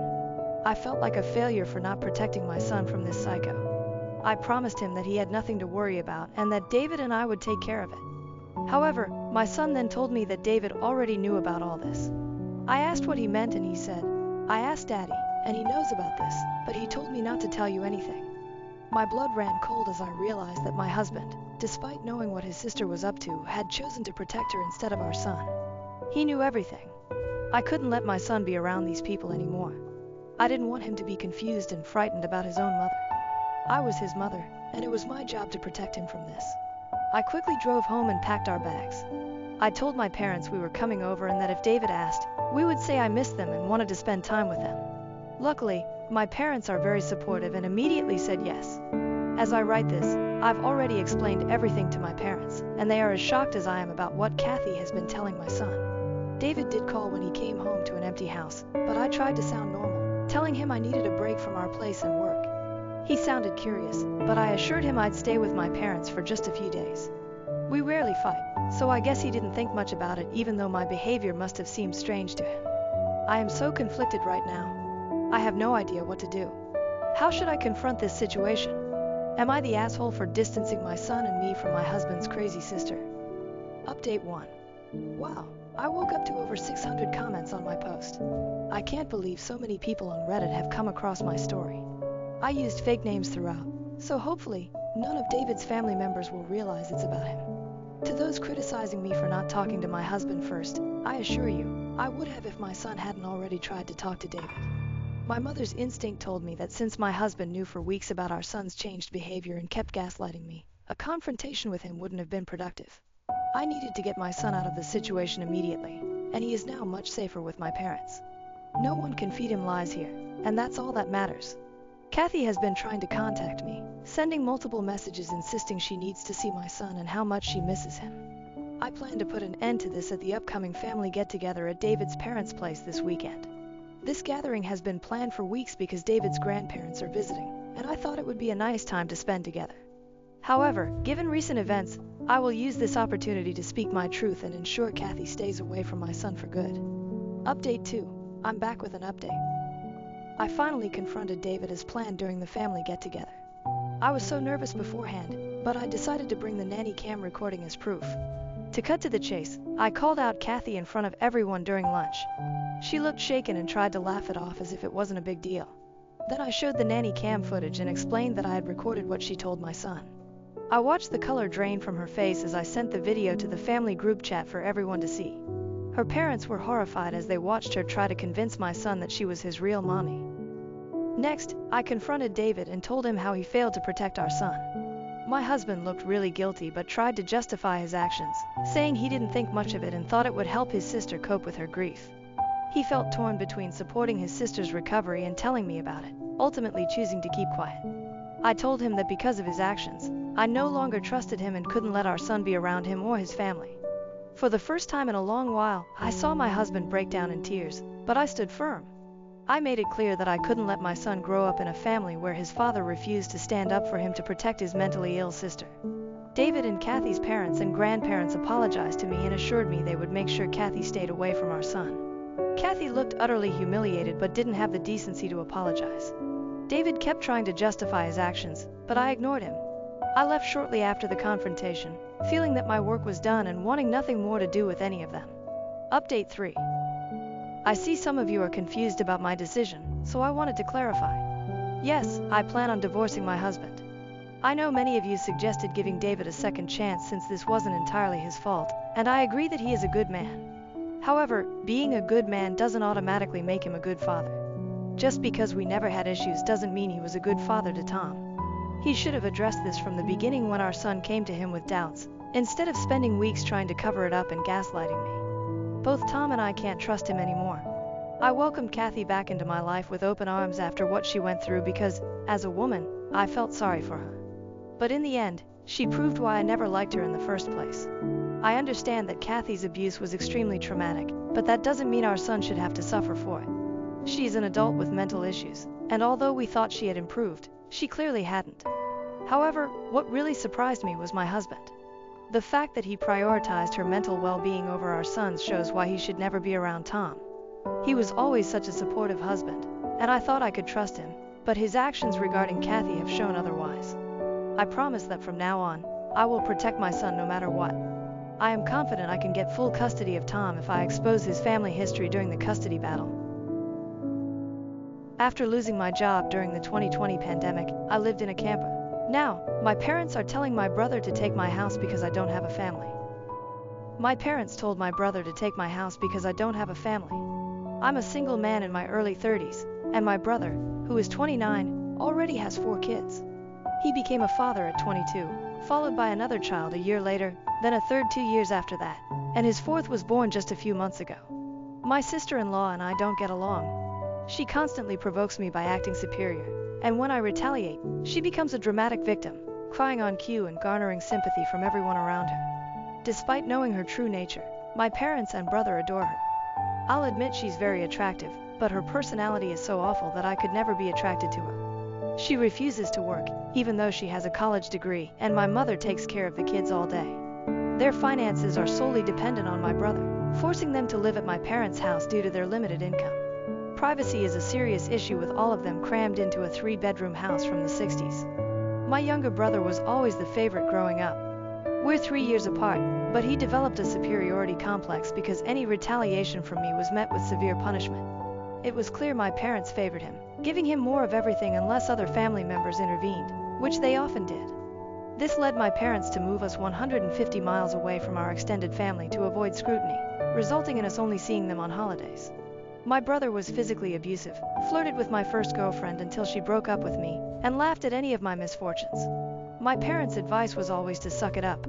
They only treated me equally when they wanted to maintain appearances. It was almost amusing to see their discomfort when they had to treat me the same as my brother on birthdays and Christmas in front of others. Our nosy relatives loved gossip, so my parents worked hard to hide the reality, threatening to take away my possessions if I spoke out. When I turned 18, they celebrated my move out, even though I hadn't finished high school. Couch surfing was better than living with them. They didn't attend my high school graduation, but I didn't mind. Since then, I've only seen my parents and brother on holidays like the rest of the family. The 2020 pandemic hit me hard. I lost my job and couldn't renew my condo lease because my roommate also lost his job, and we couldn't afford the rent on unemployment. I loved that two-bedroom condo.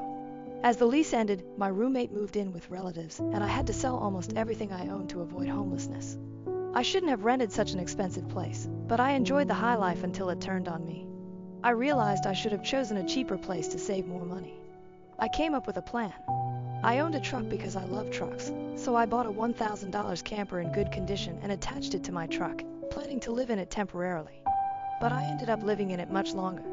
I initially hoped to park it at my parents' house, where my brother and his family lived. When I asked my parents, they said their house was full and we hadn't gotten along for the past decade.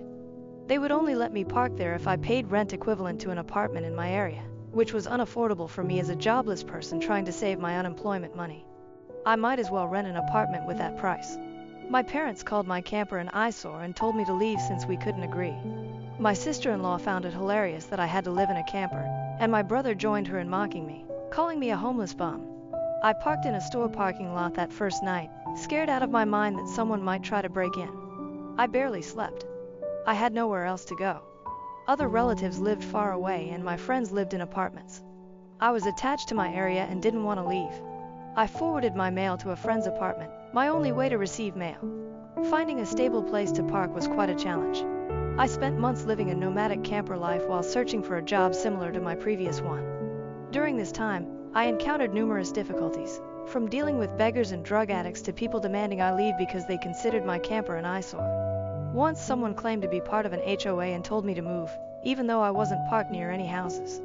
When I questioned which HOA, they became aggressive and threatened me, so I moved to avoid trouble. To maintain a steady supply of electricity, I learned to use a long extension cord to recharge my camper batteries by plugging into any available outlet. This often meant sneaking around and using an outside outlet of a random building while parked on the street. Though I know it's not ideal, I needed to keep my refrigerator running. I had a small solar power bag for my phone, but I didn't have a generator, which would have been noisy and required fuel. So I did what I had to do. After months of this lifestyle, I finally secured a new job. I had to move to a neighboring city to find a non-retail job. I had promised myself never to work retail again after college, but I was close to breaking that promise. Although I was still receiving unemployment benefits, I had no stable place to live and didn't want to be jobless when the benefits ran out. Plus, I was incredibly bored with only reading, watching movies on a small portable DVD player, using my phone or laptop, and keeping track of where I could park and use public bathrooms. I envied the Japanese for their public bathhouses, which we could really use here. When I landed the job, I practically lived in the back lot of the building, in old employee parking spaces by the warehouse that no one else used because they were so far back they were almost forgotten. My boss, the company owner, liked this arrangement because I was always available for any shift as long as I had enough sleep. He even let me detach the camper from my truck and set it up in one of the spaces so I could drive around without it. I'm not sure if this was legal, but no one bothered us the entire time I lived there. I had few issues with trespassers. The security guards handled them. I was essentially on call all the time and worked nearly every day. My boss allowed me to plug my camper into the building for power and water, and I paid a small rent by working for free on Sundays, when the office was empty except for the janitor and security guard. I showered at a friend's apartment or at my local gym since the camper had no shower and only a portable toilet. I avoided using it to keep from having to empty it, a nasty chore, so I used other bathrooms whenever possible. I had a key to the warehouse and could use the bathroom there at any time. I became close friends with the night security guard. Heating the camper in winter was easy with a small electric heater, but summers were tough. Without AC, I got a used portable air conditioner to make it bearable. I earned a lot of overtime and learned new skills from my coworkers. Eventually, midway through the year, I was promoted to supervisor and started earning a better salary. This made me realize I needed a stable long-term living situation. I found a 3-bedroom manufactured home on a small property just 2 miles from work. I bought it for $10,000 less than the asking price, using nearly all my savings for a down payment and getting approved for a home loan. I no longer had to live in a camper. There was enough space to park my truck and set up the camper in the backyard, where it could serve as an extra space if needed. Once settled, I made the mistake of bragging about my new home on Facebook. My family saw the post, and that's when things got complicated. A few weeks later, my parents and brother, along with his family, showed up unannounced for a tour. I hadn't given them my address, so I still don't know how they found me. None of my friends admitted to telling them, and no family had visited me before, so I suspect they may have followed me home from work. It wouldn't surprise me. Once I opened the door, they practically barged in like a horde of overexcited tourists, immediately making themselves at home. They nosed around everywhere, and my sister-in-law kept flashing me this unsettling smirk. It wasn't until later that I figured out why, and it made me angrier than a bull on steroids stung by a hornet. My parents kept talking about how much extra space I had and how it was too much for someone like me who had no wife or kids. Sure, not now, but maybe someday. My brother kept pointing out that my house had more space than our parents and was closer to his job. Red flags all around, I know. Eventually, my brother, let's call him Dan for simplicity, asked to speak privately. Everyone else suddenly left the room and gathered on the front porch, making me realize they had planned something. Dan said the house was too much for me alone and suggested that he and his family move in because his wife was pregnant with their fourth child and my house was much closer to his job. He pointed out that I already had the camper, so I could just live in that while they took the main house. Not once did Dan mention offering rent, even though he had a good job.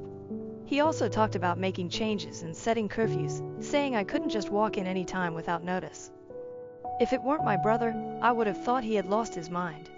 But Dan had long since gone off the deep end, thanks to our parents treating him like the center of the universe. I tried to speak, but he kept talking over me, as if I had no say in the matter. There was no way in hell I'd rent my house to him or his insufferable wife. I might consider renting to others to help pay off the mortgage, but not to them. I had seen stories like this online but never thought it would happen to me. Yet my parents, brother, and sister-in-law were a perfect fit for the roles of entitled narcissists. So I picked up my phone, set it to record, and held on to it. Dan didn't notice or care. He kept waving his arms and listing all the reasons why he needed my house. He acted like it was a done deal and even tried to shake my hand. That's when I finally stood my ground and said, "Hell no," loud enough that Dan stumbled backward. I rarely raised my voice to him like that, as I was usually punished for it by our parents, but this was my house, not theirs. My resolve was unyielding. I stood up and told him that my house was not up for grabs, and acting like he could move in just because they wanted it wouldn't change that. I bought my house for myself, and it wasn't my fault he kept having more kids and had to live with our parents because he couldn't afford to move out. Dan got as close to me as he could without touching me and said I didn't deserve the house and that he needed a better place for his family. I laughed in his face, saying that was total bull because I worked hard to buy my house. Of course, I deserved it. Dan started yelling that I had no wife or kids and didn't need all the space, so I might as well give it to him. I told him I wasn't giving him anything, and he hadn't even offered to pay rent if he moved in. I'd still be covering the entire mortgage on my own house without being able to live in it. Then Dan said he shouldn't have to pay rent because his family came first. After I kicked my parents, brother, and sister-in-law out for trying to force me to hand over my new house, I immediately went on social media and told the whole story to the family. It spread quickly, but you won't find it now because it has since been deleted and my profile is private. I posted about it because I knew my family would twist the event to make me the villain, and I was right. But I had about an hour to get my side out first, and I had video evidence to back up my story. No, I don't plan on showing the video here, so don't ask. Being proactive paid off because I got a decent number of family members on my side right away. My parents, brother, and sister-in-law must have planned to write their own post, but it was too late, so they didn't even bother trying to lie much. They had a few supporters, but not many. Most of our family already knew how entitled they were, so they quickly understood and accepted what happened. One person, whose identity I don't know, called me to rant that I was a horrible brother and needed to make way for a real family man. I just ended the call and blocked the number. It didn't happen again. The week went by and my parents showed up with Dan on my front porch, just as they said they would in their ultimatum. They rang my doorbell like crazy and pounded on the door until I finally answered. I opened the door just a crack, and they tried to shove their way in again. But I had installed a couple of latch chains and braced my body against the door. My father and brother demanded I let them in, but I said I was recording everything on camera and would call the police if they tried to force their way in again. My mother calmed them down and, in her most sickly sweet tone, asked if I was ready to let my brother move in. I told them to f off and never come back. My mother put on the crocodile tears and asked why I couldn't just do this for Dan because he's my beloved brother. I laughed and bluntly said I don't love him as a brother because he treated me like crap for years and they encouraged him to do so. They are terrible parents, and he is a terrible brother. Then I told them to leave or I'd call the police ASAP. They all left surprisingly easily, apart from my mother's loud crying and the others giving me dirty looks. One could say making them leave was suspiciously easy. I thought the whole mess was over, but I should have taken them more seriously because they had other stupid plans. I came home later that week on Friday evening to find a moving truck and my brother's minivan parked in my driveway. It was Dan and his family. They were moving stuff in. He waved at me with a crap-eating grin. I was furious and told him and his family to stop, but my sister-in-law smugly said that, like it or not, they were moving in. Then, in the most fake way, while tilting her head and puckering her lips, she said it was okay because my mommy allowed it and I should always listen to what my mommy tells me. I seethed with rage just hearing those words and looking at her smug face, so I locked myself in my truck and called the cops right away. When they realized what I was doing, my sister-in-law started pounding on my window and yelling at me to stop, saying I couldn't do this to her because she and Dan needed the house. She cried, "Why can't you just do this for Dan?" I responded, "F Dan, it's my damn house, not his." Then she threatened to key the side of my truck unless I stopped calling the police, all of which the 911 operator heard thanks to the window being slightly open. I told my sister-in-law that if she damaged my truck, I'd sue her, and she was smart enough to retreat. When the police arrived, Dan, my sister-in-law, and their kids had locked themselves in my house. I explained the situation to the cops and showed them my new driver's license with my current address. When we approached the front door, I noticed they'd changed the lock, and the old one was lying on the porch with the center drilled out. The drill and a Harbor Freight drill bit set were left right next to it. Could they have been any more foolish, leaving evidence out like that? I pointed out the broken lock and the drill, then detailed the events that had transpired. It seemed Dan had called our parents, as they showed up while I was talking to the cops. My parents immediately lied, claiming I had agreed to rent my house to my brother and his family. I countered, saying that was an easily provable lie. Dan and my sister-in-law finally emerged from my house with some papers, looking smug as if they'd outsmarted me. They had drawn up a fake rental agreement, but my signature wasn't on it. There was a signature, but it didn't resemble my handwriting at all. I doubted they had ever seen my signature, which was incredibly stupid on their part. I pointed out that it was blatant fraud and that if the cops investigated it would be clear. I warned that going to jail and court wouldn't benefit them, and it could even make Dan lose his job, his only means of supporting his family. I also mentioned I would get a lawyer and sue for damages if anything of mine was lost, stolen, or broken, and I'd call CPS for good measure. Dan turned white and looked terrified, but my mother stepped between us, insisting I should do this for Dan and live in the camper so they could have a family home. I shouted at her that if she thought it was such a great idea, she should let Dan have her house instead. The cops separated my mother from me and I loudly demanded they all leave immediately, or I'd press charges. I declared that they drilled out my lock to break in. The lease papers were obvious fakes. They badly forged my signature and I had recorded video of my sister-in-law attacking me. These were felonies I could ruin their lives with if I wanted, and if they didn't leave, I would do just that. The only reason I hadn't already was for Dan's kids, so they had one chance to get out. My parents finally realized they couldn't force me to give in. My mother surrendered, saying she'd put an end to this. She spoke quietly to my sister-in-law while my father talked to Dan. My sister-in-law instantly started crying loudly, ripping up the fake rental papers into tiny bits and tossing them like confetti, only to have an officer tell them to pick up the pieces or be cited for littering. The cops had, "I don't get paid enough for this," looks on their faces. Dan had to start telling his kids to load their stuff back into the moving truck. The kids were all crying, with the eldest sobbing that he wouldn't get his own room now. My sister-in-law and Dan tried one last pathetic attempt to guilt me with a sad family routine, gathering in a group hug facing me. They must have practiced it beforehand. All the kids had the same pleading look with quivering mouths. My sister-in-law kept rubbing her pregnant belly and tilting her head to look pitiful, and my brother made the saddest face he could, saying, "Please don't do this. We need to be able to live here." But I didn't budge and told them to keep packing. All the kids and my sister-in-law turned up the crying, and Dan yelled, "Are you satisfied with yourself? You've denied us a home because you're too selfish to share and help out family." I laughed like a maniac and retorted that what he was trying to do was taking, not sharing, and no amount of crying would make me let his family move in. He was no brother of mine anymore. He was just an entitled prick who thought he could take whatever he wanted from me like when we were kids. Dan started F-bombing me until the cops warned him to cool it or he'd end up in cuffs regardless of whether I wanted to press charges. He looked both scared and supremely pissed off. I asked the cops if they could stick around until my parents, brother, and sister-in-law had all left, and they said they weren't going anywhere until the situation was resolved. In fact, within a few minutes, the 2 cops became 4 as more arrived for some reason. That gave my parents extra incentive to get moving. I made Dan give me the keys to the new lock he'd put on my front door, although I got a new lock the next day anyway because I didn't know if he had copies of the keys. He was really reluctant to hand them over and ended up throwing them down the street and into a storm drain, telling me to get them myself. One of the cops scolded him for that and made him retrieve the keys. Dan had to pull off the grate to get at them and got pretty dirty in the process. When he finally got the keys back, he grumbled and then slammed them into my hand. I then told them all to leave and never come back. My mother threatened to disown me for this, as if that were some kind of threat.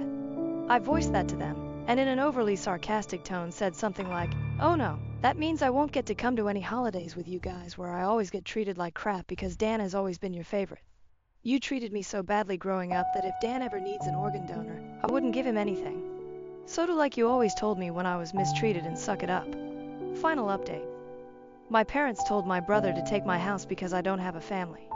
I waited until after the new year to make an account and post, just in case more stuff happened, and it did. As previous readers know, my sister-in-law was making passive-aggressive posts on social media clearly directed at me, especially after she had her fourth baby in November. She kept posting the same repetitive nonsense, finding semi-clever ways to reword it, but essentially complaining about living with my parents, the lack of space, and needing her own house. I know I sound dismissive, but after what I've been through with these people, you'd be ready to sarcastically play tiny violins in front of them too. They're just that bad. Since I waited until January to post, more happened, just as I thought. I mentioned before that I'd invited half the family for a Christmas Eve party at my house. Everyone I invited came, even though it was a 3 to 4 hour drive for them. They wanted to come and show their support. They praised me for working hard to get a house on my own and apologized for everything I'd been through. They asked why I didn't just take my camper and drive 3 hours back to them instead of living nearly homeless for so long, and I had to sheepishly admit I was very attached to living around here, where my best employment opportunities were. My hometown doesn't have many great job opportunities in my field, if any, and I wanted to make my own way as much as possible. An answer they overall accepted. We moved on to having a really nice party, the best I'd had in years. Some relatives brought CDs of great Christmas albums, and my favorite was the one my uncle brought of Ray Charles. He sings Christmas songs like no one else. It was a grand and happy time. I felt like, for once, I could just forget my past issues and enjoy the moment. But I wouldn't be writing this if it had stayed that way. About 2 hours into the party, you know who showed up. My parents, brother, and sister-in-law walked in trying to look all smiles. They didn't even knock, just walked right in like they belonged there. I shut off the music and told them to leave immediately. They begged to stay and said they brought gifts. One of my uncles stood up and yelled at them before I had a chance to speak. He said they didn't deserve to be in my home or my life after the crap they pulled months earlier, and several other relatives backed him up. This uncle, my mother's brother, used to adore her until he found out about the stuff that went on between me and my parents. My grandparents, my mother's parents, as old as they are, hurriedly stepped in and told my parents that if they wanted to make amends with me, it was far too soon. They expressed their immense disappointment in them for the past year. They'd hidden their favoritism for my brother from prying eyes for a long time, but no one was fooled anymore. They needed to make a serious effort to treat me like a son if they ever wanted to be in my life again. Then they turned to Dan and my sister-in-law and said they were tired of the repetitive nonsense my sister-in-law kept posting. They told her to let it go already because my house would not become their new home. My sister-in-law reverted to her usual crying routine, throwing a tantrum about how she should be the one living here and not me. She sat down and complained that it wasn't fair I had this house to myself when I had no family, while she had 4 kids that needed more space. She just wanted a better place to live and feel like a real mom. It was petty of me, but I loudly pointed out that she sucked as a mother because she let my mom do most of the parenting while she sat on her butt all day, playing on her phone or spending all of Dan's money. She had the nerve to complain about it. I even joked that I was surprised her baby didn't get drunk from her breast milk since she drank so much booze. That comment got me some stares. My sister-in-law demanded to know if I was calling her a bad mom. I said the evidence speaks for itself. If she wanted to afford to move out of my parents' house someday, she needed to use her college degree, get a job, and save money. My mom already did most of the childcare for my brother's kids, so she'd have plenty of time after her baby got a little older. My brother's eldest, a 7-year-old, ran up and started kicking and screaming at me for yelling at his mom. He kept at me about how his mom said I was the bad guy who made her cry and didn't let them live here. My brother pulled his son away, but the other relatives jumped back in, and it turned into a family intervention against my sister-in-law and brother. She was crying, her new baby was crying, Her kids were crying. Hell, even Dan was nearly in tears from the verbal lashing he was getting. He ended up just sitting on the ottoman by the front door, looking like a complete wreck. He couldn't look anyone in the eye. He couldn't even say 2 words to me, not with a house full of angry people ready to judge him if he tried to act like the golden child again. If they weren't there to hold him back, I bet this would have ended up like when he tried to take my house months earlier. By this point, though, he'd been so thoroughly humiliated that his and my parents' reputation in the family was completely destroyed because the masks were off. Soon after, my parents, brother, and sister-in-law all left in defeat. The party resumed, and we all avoided speaking of what had just happened for the rest of the evening. Since most of the adults had been drinking, everyone stayed the night at my house. I even let some of them sleep in the camper to ensure there was enough space. It makes a good guest house. My relatives had wanted a tour of it earlier and couldn't believe I'd been living in it for around 2 years. They asked a lot of questions about what summer and winter were like and so on. I was up earlier than everyone else on Christmas morning and had a fresh pot of coffee and some ibuprofen ready for those suffering from spiked eggnog hangovers. They complimented me on being a way nicer host than my parents ever were, and we all agreed to do this again next Christmas. After Christmas, my sister-in-law finally stopped making posts that were obvious digs at me and even deleted the old ones. But shortly after the new year, she posted again, complaining about how she tried to convince my parents to get a camper like mine so it could be set up in the backyard. That way, Dan and his family could use the whole house as their family home. My parents vehemently turned down that idea. They were not going to be pushed out of their own home, let alone their master bedroom. The post was only up for a couple of days before my sister-in-law removed it, and she has hardly posted anything since. She loves to complain, but if a tree falls and no one is around to hear it, can it still complain? My sister-in-law seems to have realized there's no point in doing it when no one is listening. And Dan can't afford to move his family out on his salary alone anytime soon. If they end up expecting another child in the next few years, I won't be surprised. Things have mellowed down for me since then, and I've even invited friends over for a poker night. I suck at poker because I can never remember the rules, but so what? We get to drink beer and eat junk food while being merry idiots. We loaded up on Whoppers from Burger King and just had a great time, enjoying the evening and getting pleasantly drunk. I think maybe around summer I'll look into possibly dating someone. I'm not exactly getting younger, so fingers crossed that goes well. My camper just sits idle in my yard now, and I admit there are days I go out there just to spend time in it. After living in it for 2 years, it feels like my second home. Maybe one day I'll actually use it for camping as intended. I've never been camping. My parents considered it a waste of time, so it would be a completely new experience for me. This pretty much marks the end of what happened. My parents, brother, and sister-in-law have been staying clear of me. In fact, they've gone back to acting like I don't exist, just like before I bought a house. Not that it bothers me at all, it's better this way. But they'll inevitably come back in some way. I know they will. I just wonder what kind of stupid thing they'll do next. If anything notable like this happens again, I'll make another post if this account is still active. I yelled at my wife that having a child with her was the biggest mistake of my life and that she had made me miserable.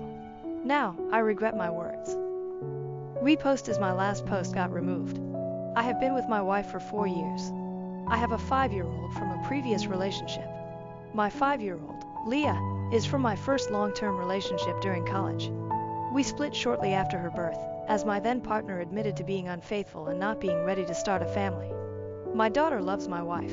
They are inseparable. My ex does not have much to do with my daughter or myself except cause the occasional drama. She did not want any custody or visitation time, so my wife is her mother for all intents and purposes. My wife is almost 8 months pregnant. She has shut me out of the entire pregnancy but refuses to admit anything is wrong. I feel completely ignored and hurt. When we first learned she was pregnant, she told me while I was making breakfast. Of course I was elated. However, since it was an unplanned pregnancy, I asked how she was feeling at first. She began smiling and crying about how excited she was. I picked her up, gave her a million kisses, and told her I was so excited to have a baby too, and what a wonderful mother she would be. All good, right? She went all out to announce it to everyone else. Balloons and boxes, t-shirts and best big sister mugs. I assumed the casual announcement with me was because she wanted my feelings on growing our family before celebrating. However, when her sister asked about how I liked my box, my wife quickly said, "He didn't get one, this isn't his first rodeo." It was like pulling teeth to get her to let me go to the ultrasound appointments. She didn't want me to miss work, didn't want to interrupt Leah's routine, excuse after excuse. When it came to listening to the heartbeat, my wife instantly started crying happy tears. The tech was telling her how strong the heartbeat was, how precious our little one was, etc. I was feeling a bit emotional and cleared my throat to prevent crying. The tech said, "Ah, Dad, isn't that sound beautiful?" My wife immediately said, "This isn't his first child. It's not that special for him." I immediately said, "This is one of the most important moments of my life. I can't think of anything more special." The atmosphere was clearly awkward after. Another thing that bothered me, I heard Leah and my wife's mom laughing in the living area. I was in the kitchen making dinner. When I walked in and asked what the fuss was about, Leah was touching my wife's stomach and was laughing with excitement that the baby was moving and it would be so cute. My wife let my daughter and Mill feel the baby move before me. I was hurt but simply said how happy I was. Later that night, my wife was poking her belly and laughing. I asked her to feel as well and she said, "You felt Leah move as a baby. What can be better than that? She was the cutest baby ever." She has felt pretty poorly throughout her pregnancy, but refuses to let me help her. If I bring her a snack and drink, she offers it to our daughter. If I try to rub her feet or legs, she asks me to play with our daughter so she doesn't feel like she is being replaced or ignored. I simply do not ignore my daughter. We have bonding time. I'm an active parent, but I want to love my wife. She can hardly eat, but when I asked her what I can prepare for her, it's whatever Leah wants. We went to the zoo with Leah, and my wife started feeling bad. She had cramps and was considering going to the hospital, severe nausea and dizziness. I carried her to a bench nearby and she began to cry, saying she can't even stand up. I told her, "Let me call an ambulance or I'll carry you to the car and drive you." She said she didn't want to ruin Leah's trip and we didn't even make it to the aviary, Leah's favorite part. I said I wasn't leaving when she asked me to continue to go through the zoo with Leah. We sat for a while until her dad showed up. She didn't even tell me he was coming, and he took her to the doctor. I was shocked and followed them with Leah. When we arrived, Leah was upset about missing the aviary and pouting. At that point, the health of my wife and unborn child were my concern. I really didn't care that Leah was upset. My wife was irate that I made Leah miss out. Another example, we were watching Leah play in a local kids sport. I asked her, "Do you think our kid will be athletic, artistic, enjoy science or math?" She said, "This is Leah's moment. We shouldn't make it about someone who isn't even here." Leah was on the field. We were sitting in the stands. We had both waved to her, held up a sign for her, everything. I just wanted to talk about our baby. When her bump was really showing, she would always show it off to anyone who wanted to look. Her family, friends, siblings, etc. "Do you want to see my bump? I'm huge, so excited. I can't believe it's only X more weeks." They all touch her bump, talk to it, etc. Her parents come and read or tell back in the day stories. They go to the beach. 1,000 bump pictures posted on her friends' social media accounts, so ready to be an honorary auntie. Her sister wife puts the B in bump and beautiful. If we go out together, she wears the loosest clothes so I don't see it. I'll even see her pull her shirt down when she sees me come into the room. She sat on me the other day after being playful in bed. Her bump was right in my face. I ran my hands up it and said, "You are the most beautiful woman I've ever seen. You already are a great mom to Leah. I can't wait to see you as our family grows." This was one of the first times I was really able to feel her bump, so I rested my hand there and said, "I love you so much already. I'm so excited to meet you. I hope you have your mom's eyes." She moved off of me and said, "I know ex-partner had a bigger bump than me. I bet it was fun seeing Leah move all the time. You don't have to act like you care. I know you've done this before." I said, "I don't think about it that way.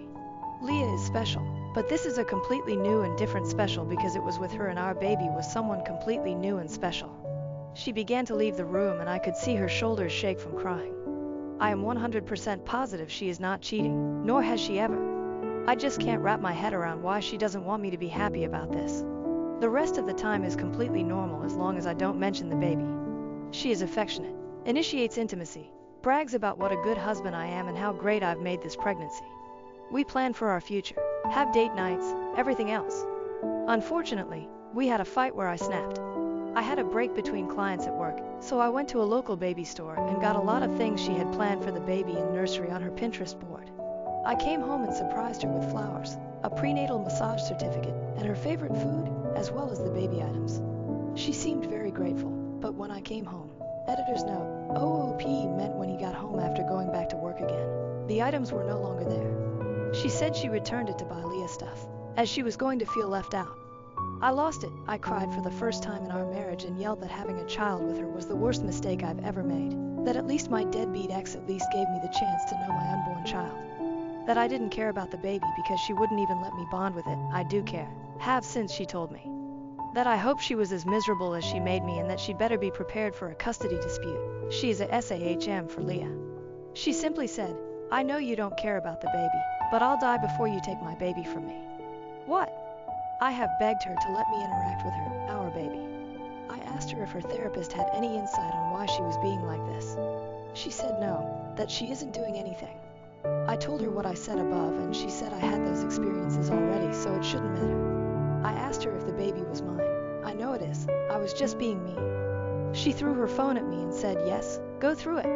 I'll do a paternity test, whatever you need. I just called her parents and asked them to go to our house as we were having a disagreement and went to a hotel.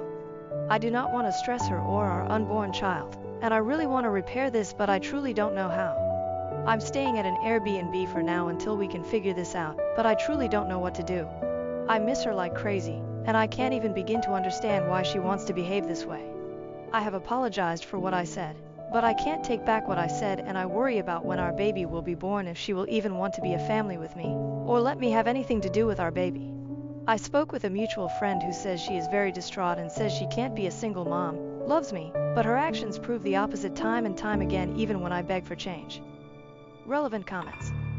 Why did you say those things? OP, downvoted. I said those things because I wanted to hurt her like she has been hurting me. It's as simple as that. I regret it. I have apologized. She has told me time and time again you shouldn't care, and I told her whatever I thought I could to hurt her. It was childish and immature of me, and it was a knee-jerk reaction. I hadn't planned on saying any of that. Commenter. Yeah, I can understand why you're angry. Has she explained why she has been saying those things? Resentment is a weird thing. She may not have even realized she had that until she became pregnant, but I do think that if that was something she'd been feeling, that it's something she should have spoken to either you or your therapist about. OP. Nothing. I've begged her to talk to me about it. I've told her we can go to counseling together, and guess what her response was? She cried and asked if I was unhappy in our marriage. I said no, I want to be more involved with you in this pregnancy. You've left me in the dark. I asked if she was unhappy. Did she want a divorce? Decide she doesn't want this baby? More tears. Seemed genuinely hurt. I would even think that. Makes no sense in my mind. Apparently I should just stand on the sidelines. Commenter. Is it possible she's resentful of your 5-year-old? What's your relationship with Leah's mother like? OP. I truly don't think she's resentful. She adores my 5-year-old, and I think she is probably the preferred parent. She takes her to the park, museums, mommy and me painting. Shows up to school events, muffins with mom, etc. without fail. Takes care of her when she's sick, plans our vacations out around my 5-year-old's interests. Her cousin had said something about not bringing her stepdaughter before, and my wife completely freaked and said that we don't use titles around here that make us feel like we aren't one family. She is my daughter and nothing less and will not be excluded, type thing. When she was first pregnant, we took a short trip to see some of her family and she cried every day about missing Leah. She's in therapy and has been since we met for anxiety and depression, but it is clearly no help. I have brought up prenatal depression at her doctor's appointment, but she really doesn't match, as she is elated unless I specifically bring up the baby. Downvoted comment about seeing an attorney because he probably won't be allowed at the birth and they should just get divorced. It's definitely a fear in the back of my mind. I know Leah will be devastated. My wife already mentioned wanting her mom in the delivery room since I've already seen my kid being born, that it would only serve to embarrass her if I'm in the room this time. Commenter. You two need couples therapy immediately. You should have started it after her first or second comment. You've known for months things weren't right. Also, call her OB and explain what's going on. Ask them to make a record of her shift in behavior and stress that she's never done anything like this before getting pregnant. OP. I stupidly attributed it to hormones and other issues that come with pregnancy. She was sick for most of her pregnancy and for a lot of it actually lost weight, was constantly hungry but couldn't eat and became very body conscious. She's doing much better now and is a healthy weight, and I genuinely thought it would get better. It's much easier to see in hindsight that the first few comments were deeper than that. Commenter. Why the fuck did you say all that shit? She was acting really off, for sure, but you really fucked up. That's some awful, very possibly unforgivable stuff you just said. And you seemed like such a decent guy. OP. I am an idiot. I did fuck up, and I have apologized, not that it means much to her at this point. I said whatever I could say to hurt her. It was months of resentment building up. Months of begging for her to tell me what's going on, to let me in, to let me think of baby names with her. I was and I still am hurt.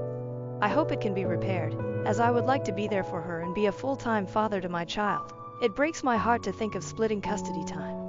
OP clarifies his relationship with Leah and the aviary event. OP, I absolutely did not care that we did not see the aviary. We go to the zoo regularly and I had promised we would go back. When your pregnant wife is so ill she begins crying that her legs don't work and she can't walk and begins saying she thinks she might die due to such strong abdominal cramps, you're not concerned with missing the aviary. I did not tell my child I did not care. I told my wife in the hospital that her and our unborn child's health became before birds and that Leah can pout and be mad until we were certain she and our baby were okay. We do everything for Leah. Leah and I have bonding time both with and without my wife. Together we enjoy fishing, going to the arcade, and playing Barbies. My daughter is confident in our relationship. Just the other day my dad said he didn't want to play horses with her anymore and she of course said, "Fine, I know Dad will always play with me." I absolutely have not and never will neglect or abuse my child. This is such a far reach because I was concerned more about my wife than my daughter going to an aviary. To another commenter, she is 5 and is very smart.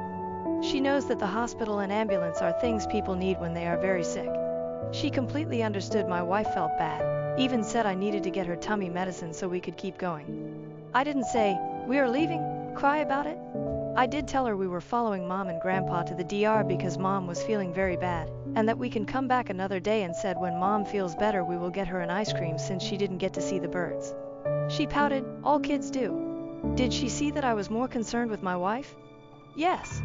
She even commented that Grandpa seemed upset. We live in a hot and humid climate, and my wife went from red and using a fan to pale white and saying she was cold. It was scary for me. When you arrive at the hospital and want updates. Are you okay? Is the baby okay? And your wife is miffed that you didn't take your child to an aviary and that's all she wants to talk about is that she is pouting. It hurts. Commenter. And for someone who is a self-proclaimed good husband, why has he not addressed this with his wife before? If she is acting so out of character and showing odd behaviors, why has he not talked to her about it? Every in-tune partner would be scrambling to get to the bottom of this after a few remarks. He just let that shit glide. OP, you don't think I've talked to her about this? I am shut down every time. I exploded after begging her to talk to me for the 100th time. This was not out of nowhere. I have literally gotten on my knees in front of her and asked why she is doing this. If there is a reason, what does her therapist say? Do you want to go to therapy together? And she says she doesn't know what I'm talking about. It is the most frustrating, infuriating thing. It's so hard to watch something so special pass by you and pretend it's not happening. I regret what I said and don't expect sympathy. But my explosion was not from lack of trying update. It's been about a month since I posted. This is a bit long because so many kind Redditors reached out and gave me advice and shared their experiences and asked for an update. After I posted and stewed for a little while, and had a couple of drinks, I called my Theo. He and my wife are very close, and I respect his opinion. He has been married for a very long time, and seems to have a happy marriage and has good relationships all around with his family. I didn't specify what issues we were having, but he was over at my house while I was staying in an Airbnb, so it was no secret we were having problems. He has more of a traditional marriage, and at some point asked what I had to lose by putting pressure on her to talk. I said I feared I would push her away more, and he pretty much told me that I was living in a separate house than my pregnant wife, freaking out about a potential divorce. What did I have to lose? He advised me to be a man, and come back to my house and lay it on the line. I told him I'd be coming over the next day. They asked if they could take Leah to buy some sparklers for the upcoming holiday and spend the night at their house. I agreed, and when I went to my house the next day I came in with flowers and stuff to make dinner. My wife asked what I was doing there, to which I replied I live there and would like to sit down and talk. I gave a long apology for my actions and words. When I finished, I said it was her turn to tell me what was going on. She tried to claim nothing, that everything was okay. After a while, I said my heart is broken, that we have been through some tough things together, fought for each other, and now you sit here and lie to my face. We both sat there and she cried for about 30 minutes until eventually she said she felt like our relationship would end if she was honest. I said I would hear her out, no matter what. She admitted it was hard that this would be her first kid and not mine. She didn't think it would bother her, and it didn't until she was pregnant, and that she laid in bed at night thinking if my ex would have wanted to raise Leah, we would still be a family together and she wouldn't matter. She expressed that seeing me emotional about our baby, or wanting to touch her bump, or treat her made her think of me and my ex and how I had already did all of the things she was excited to do with me. Near the beginning of her pregnancy, she had told a close friend that she couldn't wait to have a baby with her soulmate, and her friend replied that she didn't think soulmates had other children or baby mamas, that it was two people meant only for each other.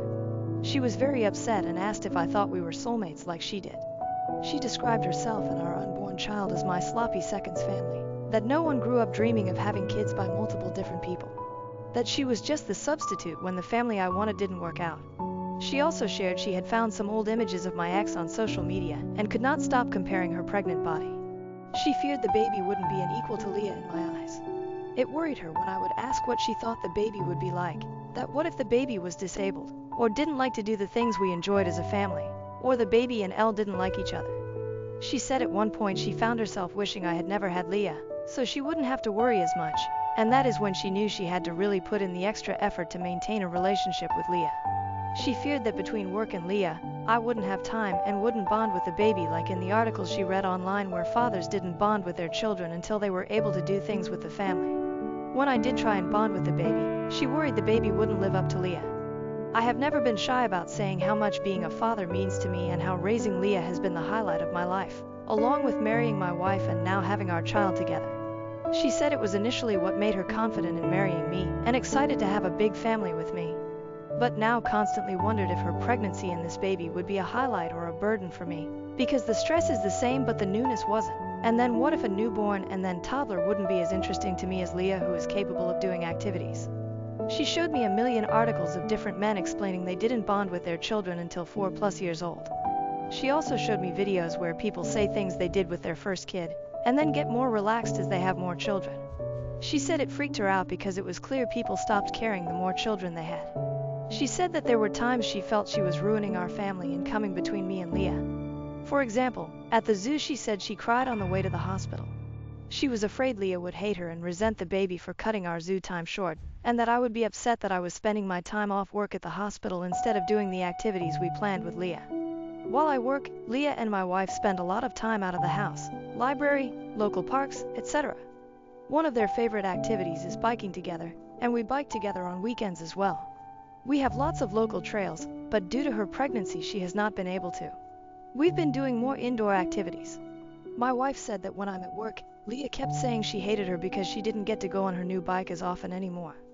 I said I would discuss it with her, because that is unacceptable. My wife asked me not to since there would be so many changes soon for Leah, and it hurt her because she missed biking together as well. A couple of months ago, my wife asked me and Leah if we wanted to read stories together. Leah chose the first story I read and my wife chose the second, her favorite childhood story, for me to read to the baby and Leah, since it helps promote brain activity and help with bonding. After that, I read another book of Leah's choosing. While I was at work the next day, Leah ripped the pages out of the book my wife chose. She said she was going to tell me, but her friend, the same friend who says we aren't soulmates, said I would think she was making it up and that it seemed to her she was trying to become between me and Leah. I asked her why she didn't tell me any of this, and she explained that she didn't feel comfortable telling me because her thoughts didn't even make sense to her. She wanted me to spend time with Leah so she didn't feel left out or jealous, and when I did she felt upset I wasn't spending more time with her. She loves Leah but wishes we had our first kid together. She wants me around but also feels upset and guilty when I give her/our unborn baby attention. She said she feared that I would think she was trying to come between me and Leah, when she wasn't.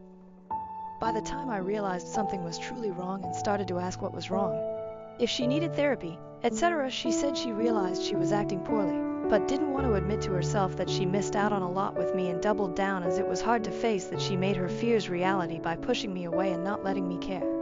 And that she couldn't start over, that her first pregnancy was a somewhat bad experience because of her own actions. At this point, I realized how terrible I'd been. I apologized for making her feel like she couldn't come to me about anything. She said when she researched her feelings she found a bunch of forums where people were calling the poster evil for their feelings about their stepchild, and feared I would feel the same. She said if I had told her I felt about Leah the way she felt about Leah, that it would make her angry and upset, so she couldn't see how I wouldn't be. We both cried for a long time. I tried to reassure her. I told her how much I loved her. How excited I was that she was the family of my choosing and my soulmate, that the universe knew that Leah and I needed her, which is why circumstances allowed us to be a family. She apologized for the way she treated me and said she wanted to make it right. She said she had wanted to apologize when I was beginning to have my meltdown, but was surprised when I yelled and realized she might have messed up beyond repair to get that reaction from me. We continued to cry for a long time, and she asked if I wanted to feel the baby. Of course I said yes, and we cried even more. It turned out to be a great evening. I made us dinner and we laughed about how I was so stressed I went to Reddit for advice. She wanted to read the post and cried again when she did. I reassured her we could move past this, and she said she felt less horrible as she read some of the comments from women in her shoes. It was a bit awkward the first week, after so many months of tension. I knew things were turning around when she woke me up by whispering baby wants blueberry pancakes that Saturday. I don't think I've ever prepared pancakes so fast, I couldn't keep the smile off my face. We ended up going to a pool party a few days later, and she let me choose her swimsuit, a big deal for someone who only wore baggy clothes around me. We took family pictures, and the universe is clearly on my side because on the way home she asked me to feel her belly and our baby was hiccuping, something I had never felt before, and it was the first we could share together. She has even let me help her when she is sick without making an excuse about Leah. I've learned that when she comes and puts her back to me and lifts her arm, that is my cue to lift her belly up. I now spend a lot of time rubbing and talking to her belly, and rubbing her feet, legs, back, shoulders, hips, haha. She is sore everywhere at this point. The first 500 times it made me cry. It has been such a relief to be involved. I never thought being tasked with acquiring the most random food items at 2 a.m. would be a great time for me, but it is. It still sucks that I missed out on a lot. I think it sucks for her too. She gets emotional and says a weight has been lifted off of her and things are so much easier, and she is upset that she didn't talk to me sooner. I have been working to fix some of my wife's guilt. I realized there were a lot of simple fixes. For example, I was able to go to my local bike shop and get a pull behind the trailer. Now, I pull her in that and she can use a small fan and ice packs, and Leah can ride her bike. I have taken off work so I can spend more time with them both. We are all in therapy, and thankfully Leah's therapist is continuing to say she is securely attached to both of us, enjoys the time we spend together, is coping very well. Some of her behavior was due to another situation, which we have resolved, and she is excited to be a big sister. My wife was terrified that maybe she could sense her attitude shift, but her therapist says that she only has one complaint about my wife, that she forgot her candy one time and then it took 32 whole minutes for the store to deliver it. My wife is in therapy working to overcome the negative feelings she has. That is pretty much where we are now. We are getting very close to baby time and working hard to finish preparing. My wife still needs reassurance. There are a lot of times she brings up my ex, and I've found bringing up our first helps. For example, she will ask about certain things and how it was for me. I'll say I don't want to talk about that, and steer the conversation to us. Do you remember our first house? First vacation? First kiss? Date? Remember that time, blah blah. It made me fall more in love with you.